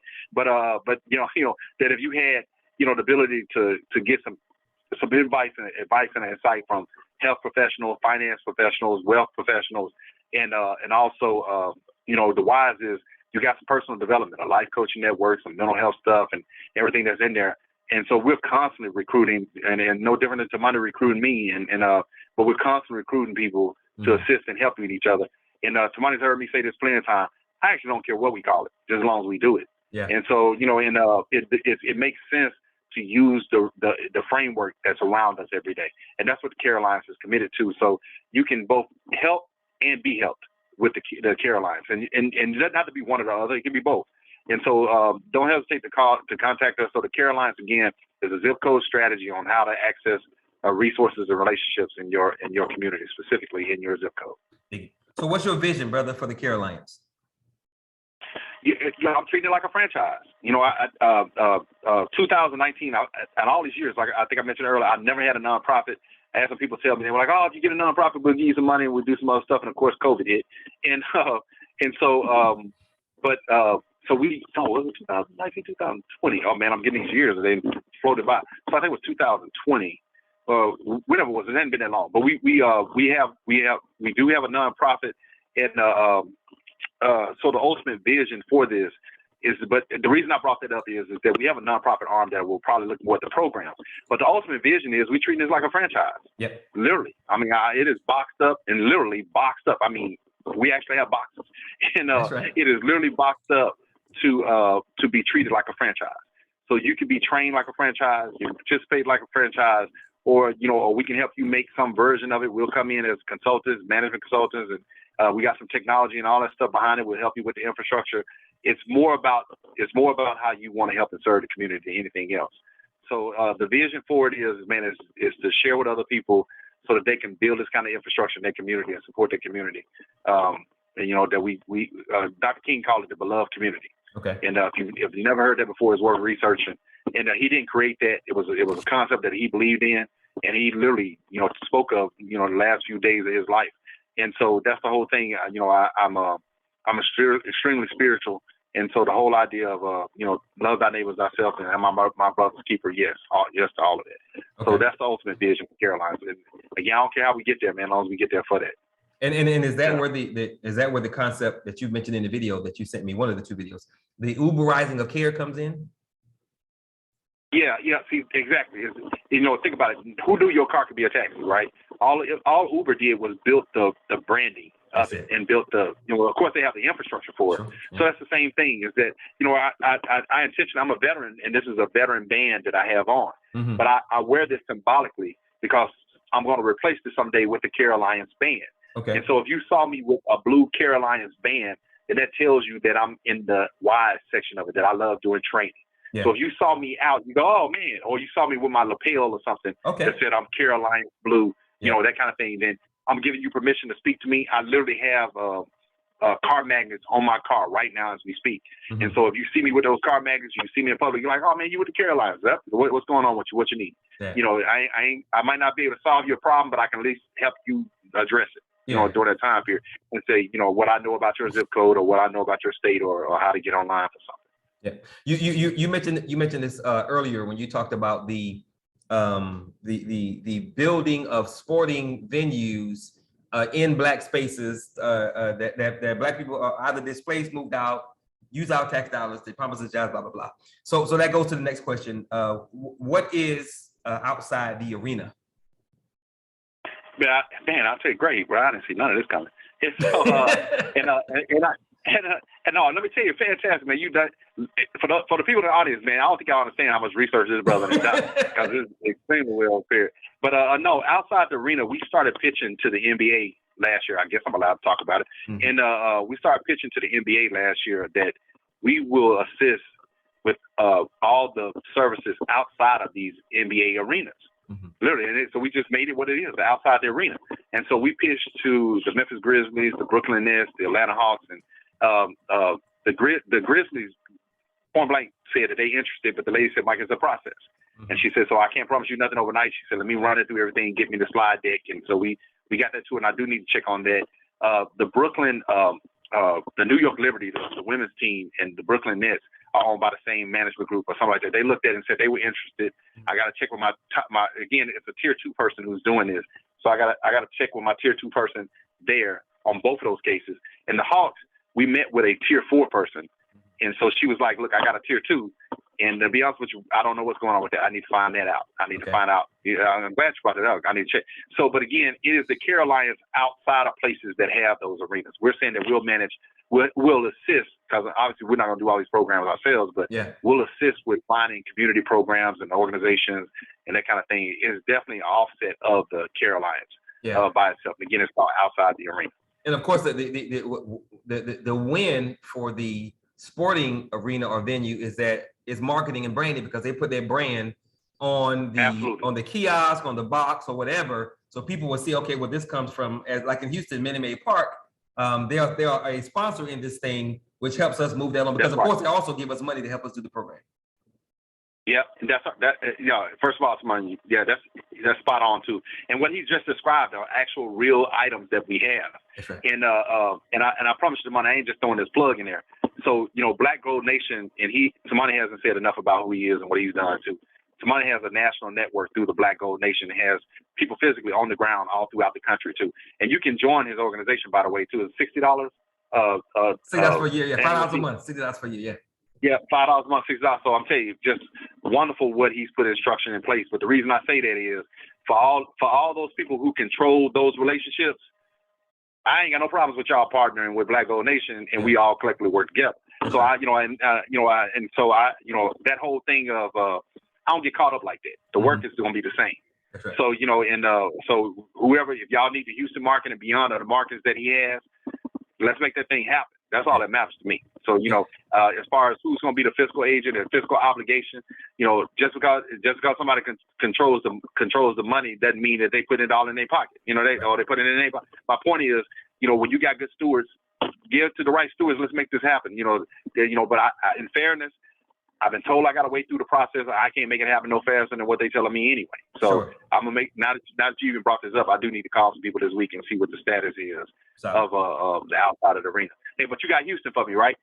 Oh, no doubt. And as a matter of fact, brother, and I'm glad you brought that up, because the whole point of what we're trying to do with the election is find the brother Michael Flemings that are already out there doing what we need them to do. Like you said earlier, we're not trying to compete with you. We're not trying to steal from you. We want to give you every single thing we can to help make your black wheel bigger, better, and stronger, because guess what? It helps it makes our black wheel bigger, better, and stronger. And I don't have time. Right. That's why I said initially, and that's why the damn cane cheese is at the bottom of the logo for the damn show. Yeah. That I promote everywhere, because I did not have your concept, your understanding, your strategy of the Carolines before I met you. And I met you by chance. Brother Kwame invited us to an event and we were both there. So brother, it would be an act of foolishness, stupidity for me not to help you make your vision bigger, better, and stronger, because it helps make my vision bigger, better, and stronger. And like you said earlier, we have to understand that our families have to be stronger. We gotta be more tight-knit. And just because you and I don't have the same parents don't mean we're not family. That's right, bro. It's like Jesus said, my family are those that are in this struggle with me. So if you and I are on the same path, then goddamn it, we brothers, period. And it is what it is. That's right. So I have to support my brother, learn from my brother, help my brother in any way I can, because by me doing that, I help myself. That's right. So the more we understand that, the better off we'll be as a people, and the more we'll be able to do together. So, brother, I so have Houston sewn up that when I give you a call tomorrow and I show you this, I'm gonna show you 2 slides, man. You're gonna be like, whoa. and brother Mike, I'm starting in 2 weeks. So I'm gonna break down, and it's kind of funny because when I was watching your video, I was like, the zip code organization thing. We call them BGZCs, Black Gold Zip Code Captains. So I love it, brother. So anyway, we're gonna talk. All right. So what is your vision for the outside the arena program? What's your vision for that? Yeah, I mean, it just is just the energy of it all, man. And this don't seem like it came from out of nowhere, but I haven't been an athlete and stuff for most of my life. Just the emphasis on literally being active students and everything else, so to be tied to the NBA's brand and the companies that sponsor the arenas. Yes, sir. So that by itself would show that they really are good corporate, social, responsible people, right? Yeah. You constantly complaining that there's a shooting outside of the arena, or that there's crime outside of the arena. Okay. With all that money you collected inside of it, and all the money you collected while everybody's cheering for their home team. That's right. And I'm like, and what does that look like other than you giving out a basketball clinic, once a year? Which is not enough. Yeah. And then it'd be the donors and advertisers, kids that be there. So, maybe a few people from the community and stuff. So and then we're telling you you're not doing the work. You ain't got to worry about doing the work. We gonna give you credit.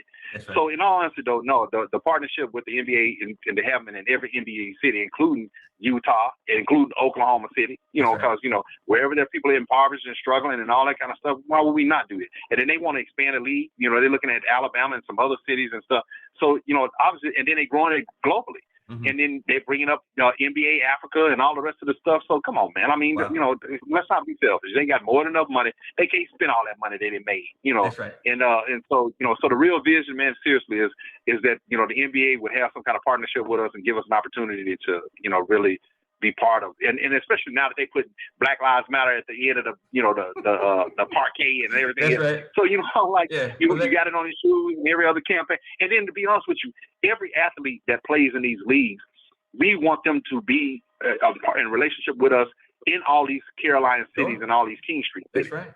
So we would love to see that happen too. So it's not just the league, it's the players too. And, and everything that supports that, the marketing machine that supports that. Yeah. And then the technology now that they got that supports it, it's, we ain't asking for a lot. We'll do the work, So that's the ultimate vision, is that they let us ride along with them, Dig it. All right. So speaking of vision, what is Vision Quest? So, I tell you, y'all don't understand this man that did his homework. So Vision Quest is part of a personal development workshop series that we do. And so it's our signature workshop, and it's a life mapping workshop. And so in less than an hour, we can map out your whole life in less than an hour. That's right. It's extremely unique, extremely powerful. It's hard to explain until you go through it. And then and it's very revealing, and I never take it for granted how much people say is an inspiration to them to do. But it's Vision Quest, what we call both Vision Quest and Life Quest. They're part of what you were talking about earlier about planning and processes and that kind of thing. But it really is I read somewhere literally when I was probably a teenager, they said that less than 3% of the people in the world have ever written down their goals. Mm-hmm. And I remember reading that thinking that I can see that. Yeah. And so, but in Vision Quest, in Life Quest, we not only help you write down your goals, we help you process them, really process them, all in an hour. It's a very unique exercise. Then once that part of it is done, you get to design kind of your life, your life strategy, and then from that we give you a 1-year life plan. Mm. So I'm looking forward to it. Tamani and I have been talking, and hopefully soon I'll start the classes and workshop series on behalf of the Black Gold Nation. That's right. And then we got numerous partners and people like that. And of course, Tamani, every chance I get your name come up in meetings and stuff like that. So I mean, it's been. That part has definitely been reciprocal in regards to telling people, what I thought you were trying to accomplish and do. Right. And so, but yes, it's absolutely, there's some life coaches that we're partnering with, some mental health organizations that we're partnering with too, to start doing those classes and workshops. So I'm looking forward to it. Hopefully everybody will start seeing them more by the end of March, and definitely throughout the month of April and further from there. For sure. And what I like about the idea of the Life Quest, Vision Quest, Brother Mike, is that once we get King Streets up and running outside the arena, the Carolines, like we want, once the Life Quest has been laid out, and we can pinpoint people's issues, their goals, their vision, what they want to do, what's not right, what went wrong, we can then send them to places that are already a part of the network that we've created. So on this one piece of paper, your life is mapped out. But if there's an issue, if there's a goal, if you want training, if you want mentorship, we already have that because we got the King Streets, the Carolines, the outside the arena. So it's really mapping out your life and helping you either fix stuff or move to the next level with the network that we've already created. So it's a wonderful ecosystem to move people forward. It is absolutely phenomenal, brother. I wish I would have said all of that. Yes, all of it. All of okay, it. Brother. We got like 5 more questions and we'll be done. So King Streets, outside the arena, the Carolines, Life/Vision Quest. Why, Brother Michael? Why do you do what you do, and what keeps you going? Man, fantastic. Seriously, the first thing came to mind was, man, it really is spiritual to me.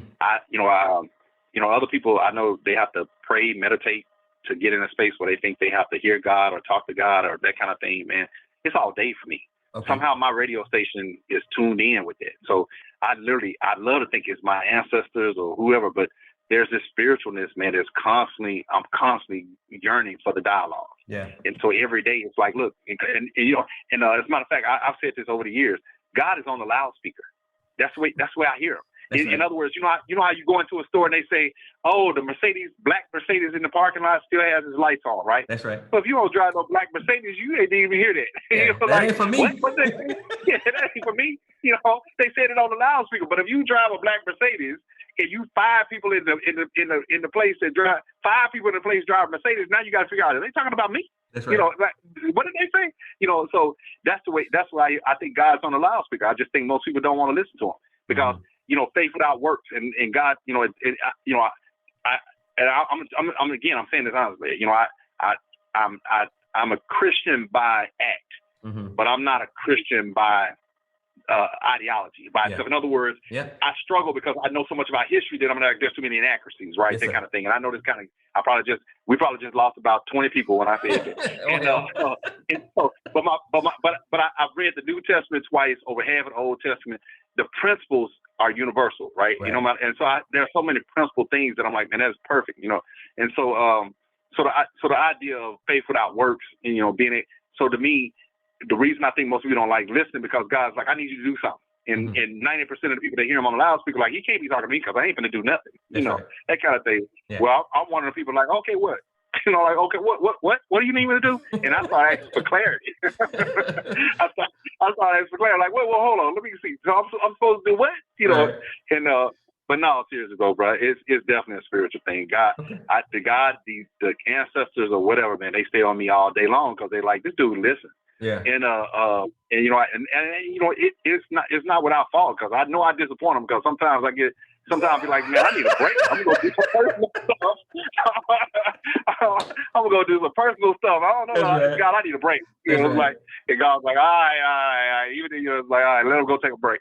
And but seriously, though, bro, I get my daughter's 21 and I love her dearly. She's at Agnes Scott. And here in Atlanta, got a scholarship at Agnes Scott, and I was like, "Woo, keep that scholarship, baby." Amen. Keep that scholarship. and then my son's 9, man. And outside of my siblings and my mother, my fathers and other stuff are still alive and that kind of thing. And I'm fortunate in all of that, man. So I tell people all the time, God, health, and family first. And but outside of that, man, I love this stuff. Yeah, I really do. So I am better. I am better because there are people who made me better, and all they ask me to do is help other people be better. So it's fulfilling. Cool. Yeah. So brother Mike, the Black Gold Nation leadership election is the last weekend in June. Ideally, brother, you're going to have 5 to 7 people who make up your cabinet who speak your language of economics and finance. So the next question, brother, is what would be your initial marching orders for your new cabinet? What would be your 1, 2, 3 next steps per your new cabinet, so we can go make the vision of what Brother Michael Fleming has in his head for economics and finance for Black people, make this thing a reality? So what are you going to have them do the first 1, 2, 3 steps? I love that question, but you know what the first response came to my head is, now, how we going to work together every day? The two of us. So, I like, whenever I make decisions with them, I'm going to be reflective of the decisions we make. And so, no, but honestly though, the momentum that we have right now, so there's a lot of stuff that I should have in place for the people in June. Yeah. And so, and depending on both, I call it TSRC, time, space, relationship, cost. Okay. So depending on the time that they have available, the resources that we have to actually maintain them and that kind of thing. So, and then space is geographically, depending on where that cabinet is positioned. We're gonna have literally weekly schedules. I mean, weekly strategies, not just schedule. Okay. The schedules are minor compared to what the strategy would be. It's the weekly strategies that should be ready to be deployed. And literally at the pace I'm going, I'll be able to say, you know what, I need y'all to take these 4 industries, and take care of these 4 industries nationally or regionally or down to their state level or down to those sets of zip codes that I'm assuming that by that time you and I would have identified like the first 30 or 40. Zip codes around the country. And so, I'll make sure those people are complements and supportive to those zip codes. Mm-hmm. And so, but again, time, space. So time is the specific calendar of events type stuff that we're going to do. Mm-hmm. Space is geographically, and obviously you and I in a collective executive body decide that. And then R stands for relationships. It's who the key tier people that we need to be dealing with in those markets. But see, that's my answer now. But I already know by June, you and I are going to be able to figure it out. Sure. Figure out those elements. And then C, there's no way around it. There's an expense to everything. I don't ever expect anybody to do anything free. for me. And I literally am genuinely going to tell a person, I think, if I don't have it right now, whatever reason I don't have it, or the contract didn't come in or whatever, I'm not one of those people who, if I promise you something and then I talk to you later and you go, Mike, but you said, I'm like, yeah, I've been thinking about it. I'm not going to say I don't remember it. I'm like, I remember what you said. I ain't been able to get to it. I'm going to tell you honestly why I haven't done it or didn't do it or that kind of stuff. Yeah. So, so the communication channels will definitely be intact, to make sure that everybody's a compliment to each other on the team, and what that cabinet would look like. And so, but recruitment is definitely going to be a huge part of it. There's making sure that we keep expanding and getting more access and welcoming more people in.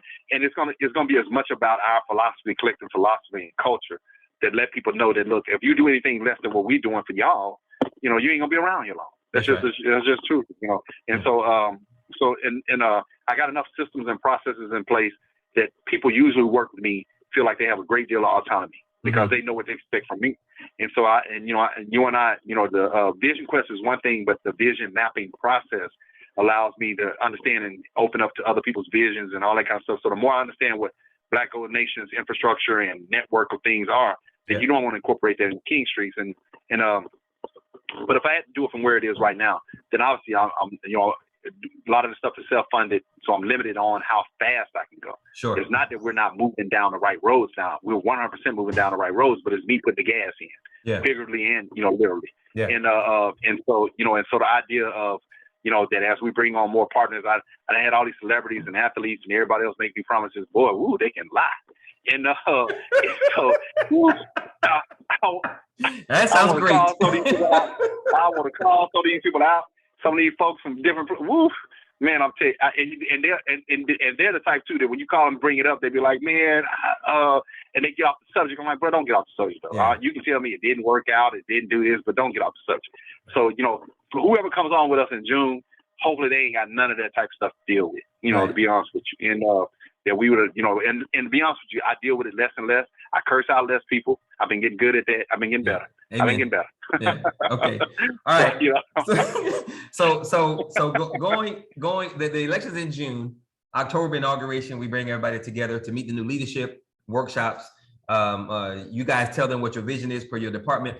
So going into 2023, Brother Mike, your cabinet is going to have, at a minimum, our goal is, and I think I already know the answers to this because we already talked about it, but I got to ask. Going into 2023, we want 15 to 20 teams of Black people going to different cities, or we can even say different zip codes around the country. And you're going to have one local representative from those 15 to 20 teams who are going to make your vision whatever it needs to be in that particular city. So what would be your marching orders for this one representative in these 20 different cities? What are you going to have them do to continue to move the vision forward? Oversee the Carolinas.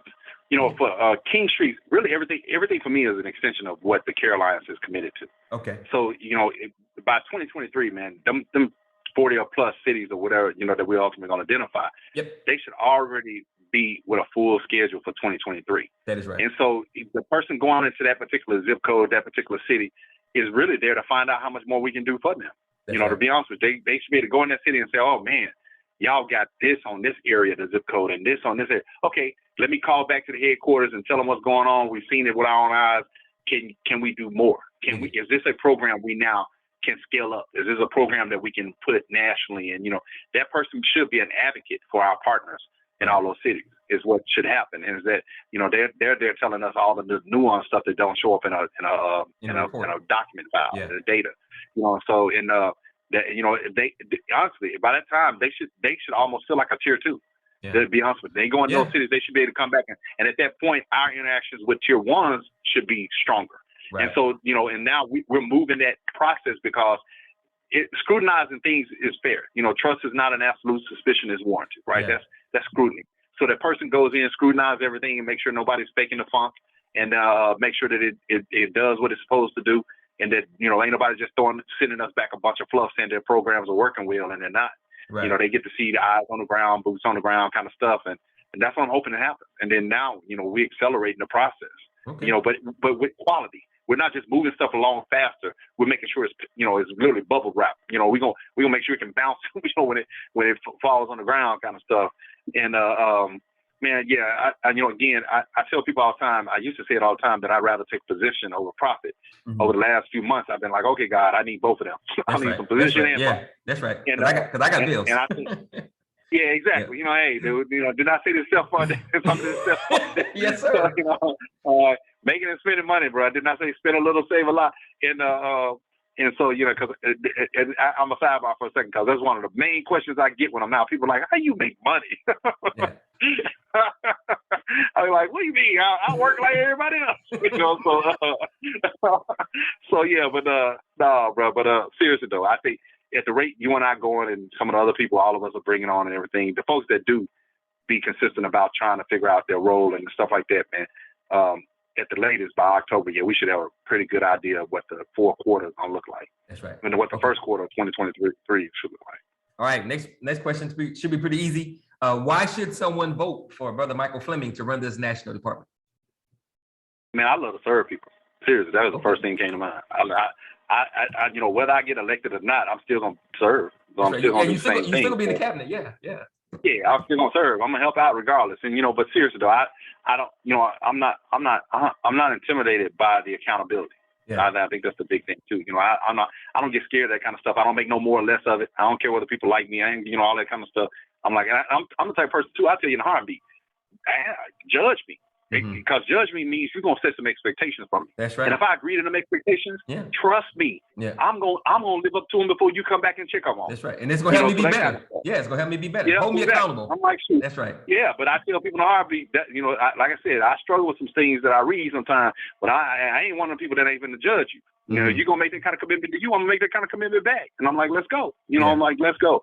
So I don't know how not to be no nonsense. Like candid and straightforward and transparent and all that stuff. It's absolutely been at my detriment a lot. But the person ain't gonna get no less than that. And then we can set up a milestone, and if I don't meet them, you can fire me. You can kick me out. This ain't no permanent. I mean, this ain't no lifetime position. Right. That kind of thing. So it's again, bro, I don't mind people setting expectations realistic, practical. They can even be high, but let's just make them practical. Yeah. And so, and then simultaneously, man, like I said, I'm gonna do everything I can to help people be at their best. And that's young, old, or otherwise. So. Okay. Yeah. All right. Next question: why should someone not vote for you?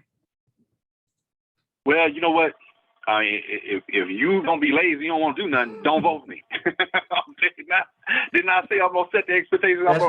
The expectations gonna be reciprocal.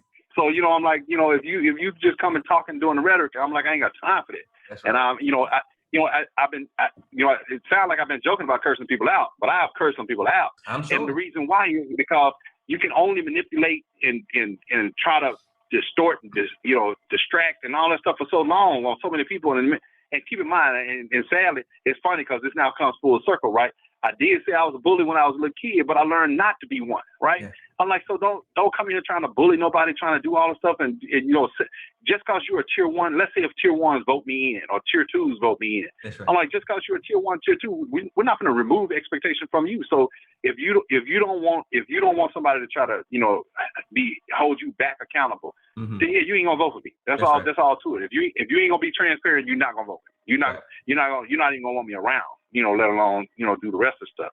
And if somebody thinks that for me that any part of this is about ego, man, I don't give a damn about that kind of stuff. That's right. I don't. I ain't. Yeah. Man, let's do the work, bro. And that's all that comes out. I'm gonna measure things by what the work expectations are. And if you don't want to work, man, then I'm serious. Go in somebody else's room, or go somewhere else. But that part, I've heard people say that irks their soul. I'm like, okay. I don't think I'm going where you going anyway. Right. I'm like, I ain't going where you going anyway. So I won't see you later. We be deuces. Let's go. Cool. But no, bro, honestly, and I make a spreadsheet of everything I want to say this part too, because right. I don't hesitate to show people every single penny, every single nickel, dime type thing. So that's the other thing too. If you're not gonna be fiscally responsible and obligated, you ain't gonna want to vote for me, because that means you're trying to figure out some way to cheat, and it ain't gonna happen. So I'm gonna hold you down to every penny and every cent that the person said is involved. Dig it. So okay. Last question, brother. If you only had one takeaway from everything we've discussed tonight, for those that watching live, those that watch the recording, you could ensure that there was one takeaway from everything we've discussed that they would have with them for the rest of their lives, based on everything we've talked about, what would that one takeaway be? That more than anything else, the money that they see, that you got two brothers on the screen, man, that's willing to say that, hey, this is what it's going to take. Yeah. It's going to collaborate. It's not even about me. That if it starts with us, brother, it starts with us. Where two are, you know, that whole thing, you know, and where three are, definitely, you know, that kind of thing. And so, you know, seriously, I mean, you know, continue the dialogue. Mm-hmm. You know, so, you know, don't rely on money now by itself and everything else, man. Y'all, everybody who's listening to this kind of stuff, man, look, partnerships are a process. Collaborations are a process. You know, God is in the details. Devil ain't in the details. The devil don't like details. Yeah. You know, so the devil ain't in the details. God is in the details. You know, shoot, devil trying to get away with everything he can. He don't want you looking behind all that. And so, you know, but seriously, I you know, first of all, outstanding job, bro. Just you know, the way you kind of flowed all this together. And I know I dragged out the time for you. And but no, fantastic job. You know, again. On my side, I can't see the logo, you know, through the Zoom, but the Black Gold Nation, join the Black Gold Nation. That's one of the main things, because how you support our partnerships and everything else is supporting us. Yeah. And if y'all don't get a sense of that, the kind of commitment that people like Tamani and I have for trying to see the betterment of our community, and, you know, obviously that's for the African-American community. If you have any other persuasion and you watching this too, nobody trying to exclude y'all. You know, so that kind of thing. So, you know, but again, go back and fact check us if we want to. Yep. Did we say anything that wasn't true? That's and right. So don't be all mad thinking that we some kind of hostile brothers and we want y'all gone off this earth and all the rest of this stuff and all that dramatic stuff. You know, I can't stand Fox News. And, and so, you know, but and all that BS and bull stuff, man, ain't nobody out there, y'all women and folks and all that. Don't nobody care about all that mess. That's come right. Help us. So I'm like, come help us. You know, and for people in our community, donate. Give, support. Dang it, you know, you need a cash app, you know, I'm like, what else? You know, so no, seriously though, bro, you know, let's just not sit still, man. Let's not just be in the audience, man. Let's all participate. Yeah. So I actually enjoyed this whole entire exercise, bro. I appreciate it. It felt like therapy. so in closing, we want everybody to know that what we do for a reason. We had this conversation with this brother because he is one of those Black persons who are actually doing the work that we need to do to empower and free ourselves. We absolutely must identify all the Michael Flemings who are operating in the different areas by which we are being attacked or by which we are deficient, which is every aspect of human life. We are losing across the board, and we're going to continue to lose if those that know how to do don't step up. But of course, this is one That's brother. Right. He cannot do it by himself. He's only one person.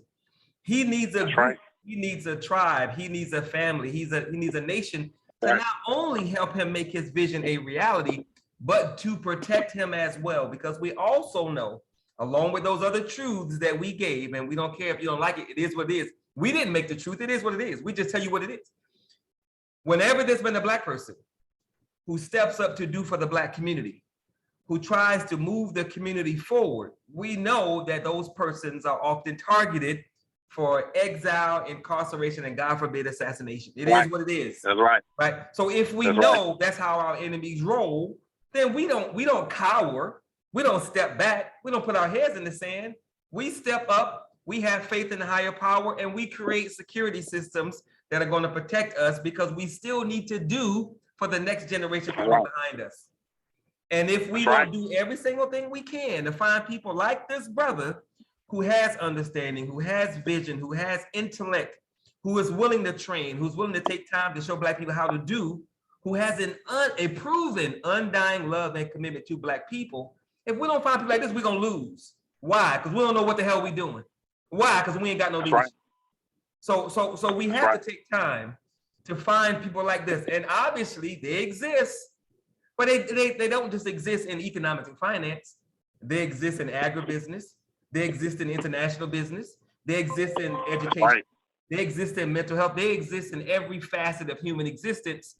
And we need those persons to help us build this nation within this nation. So we can, just like Brother Michael said, the Italian families, the Jewish families, the Greek families, the damn white families, the Hispanic families, they operate as a team. They understand this is a team sport. And we are the only fools out here trying to operate as individuals against a team. Like Brother Michael talked about his love of football. I think football is the only true team sport because everybody has to do their job for that play to work. And if you don't, that play gonna get blown up. Right. It's gonna get blown up. That's right. So we're on the football field, and our enemy, our opponent has 11 players and we got 1. How the hell are we gonna move the ball? That's right. How are we gonna stop them from moving the ball, right? So we got to find 10 other Michael Flemings to help us make sure that we can not only stop them from moving their ball, but so that we can move our ball as well. And if we don't do that, then we are ensuring that our children become a permanent. America is changing, and those changes are not pro-Black. The America that comes out of this pandemic is not the same America that went into it, and she wasn't pro-Black when she went into it. If we don't do this, then we are ensuring our children become a permanent underclass in a country that was built on the backs of our people. And if our children become a permanent underclass, every generation of Black child to follow is done. I think this is our last time to get this thing right. So we got to get it right. And God, the creator, the ancestors, whatever you want to call it, has put people in our path. I didn't know this brother before another brother introduced me to him. And he didn't, and he didn't know me either. And so, but by chance, we came together and here we are. And I venture to say that we're probably going to be connected to one another until the day we physically transcend, because there's no reason to be disconnected. And we understand that I am because he is, and he is because I am. We are connected. We are brothers forever. So I got to do what I got to do to ensure his son has everything he needs to be empowered, to be protected, to be able to move forward and do as he wants to do, because we've created a pathway for him to do that. And Brother Michael has to do everything he can to instill in my 21-year-old son everything that he has, so that my son can prepare a way for his son. You know, each one teach one is real. But like Brother Michael said several times, no one is going to do this work for us. It's about the work. You know, and the healing is in the work. The therapy is in the work, and everything Black people need to move forward. We already have, we just don't know because we don't communicate with each other. So on that note, brother, I really, really, really appreciate you taking time out to have this conversation, to be interviewed. And you commended me on the questions, brother, but I only asked the questions because you already gave me the answers. I just want other people to know who and what you are. So thank yourself, man, because you have done an absolutely marvelous job of preparing me to take your vision to the next level. And I absolutely must do that because it takes my vision to the next level. So when I tell people in the Black Gold Nation that we're about to implement the CARE Alliance, brother, they know who you are because I've been talking about you for months. They've seen your face, they've seen your videos, and now they're about to be trained by you because what you bring to the table is what they need to move forward and grow. So brother, when I break down these zip code captains and what we're going to do with those zip codes, how we're going to generate revenue, I'm only doing that, man, because you gave me the vision. Now I add to it because I got a militant side. So I wasn't a bully, but I was certainly militant. So I got to add my spin to it, but my spin don't take away from what you're trying to do. You know, it helps us make both of us bigger, better, and stronger. So, brother, on that note, God bless you, man. Thank you. I love and respect you immensely. I appreciate what you're doing, and I understand that it is my duty, man, as a Black man, to do every single thing I can to ensure you. Likewise. Because, brother, if you win, I win, and both of our kids win, and we can make this thing happen the way we need to. Likewise. So, again, brother, man, I thank you very much. God bless you. I will be in touch, and we're going to make this thing happen because we have to. We have no other choice. You got it, Smiley, man. Outstanding honor, man. Looking forward to helping and serving everybody, man. Solid. All right, brother, I'll talk to you soon, man. Take care. God bless. All right, thanks. All right, peace. Take care, y'all.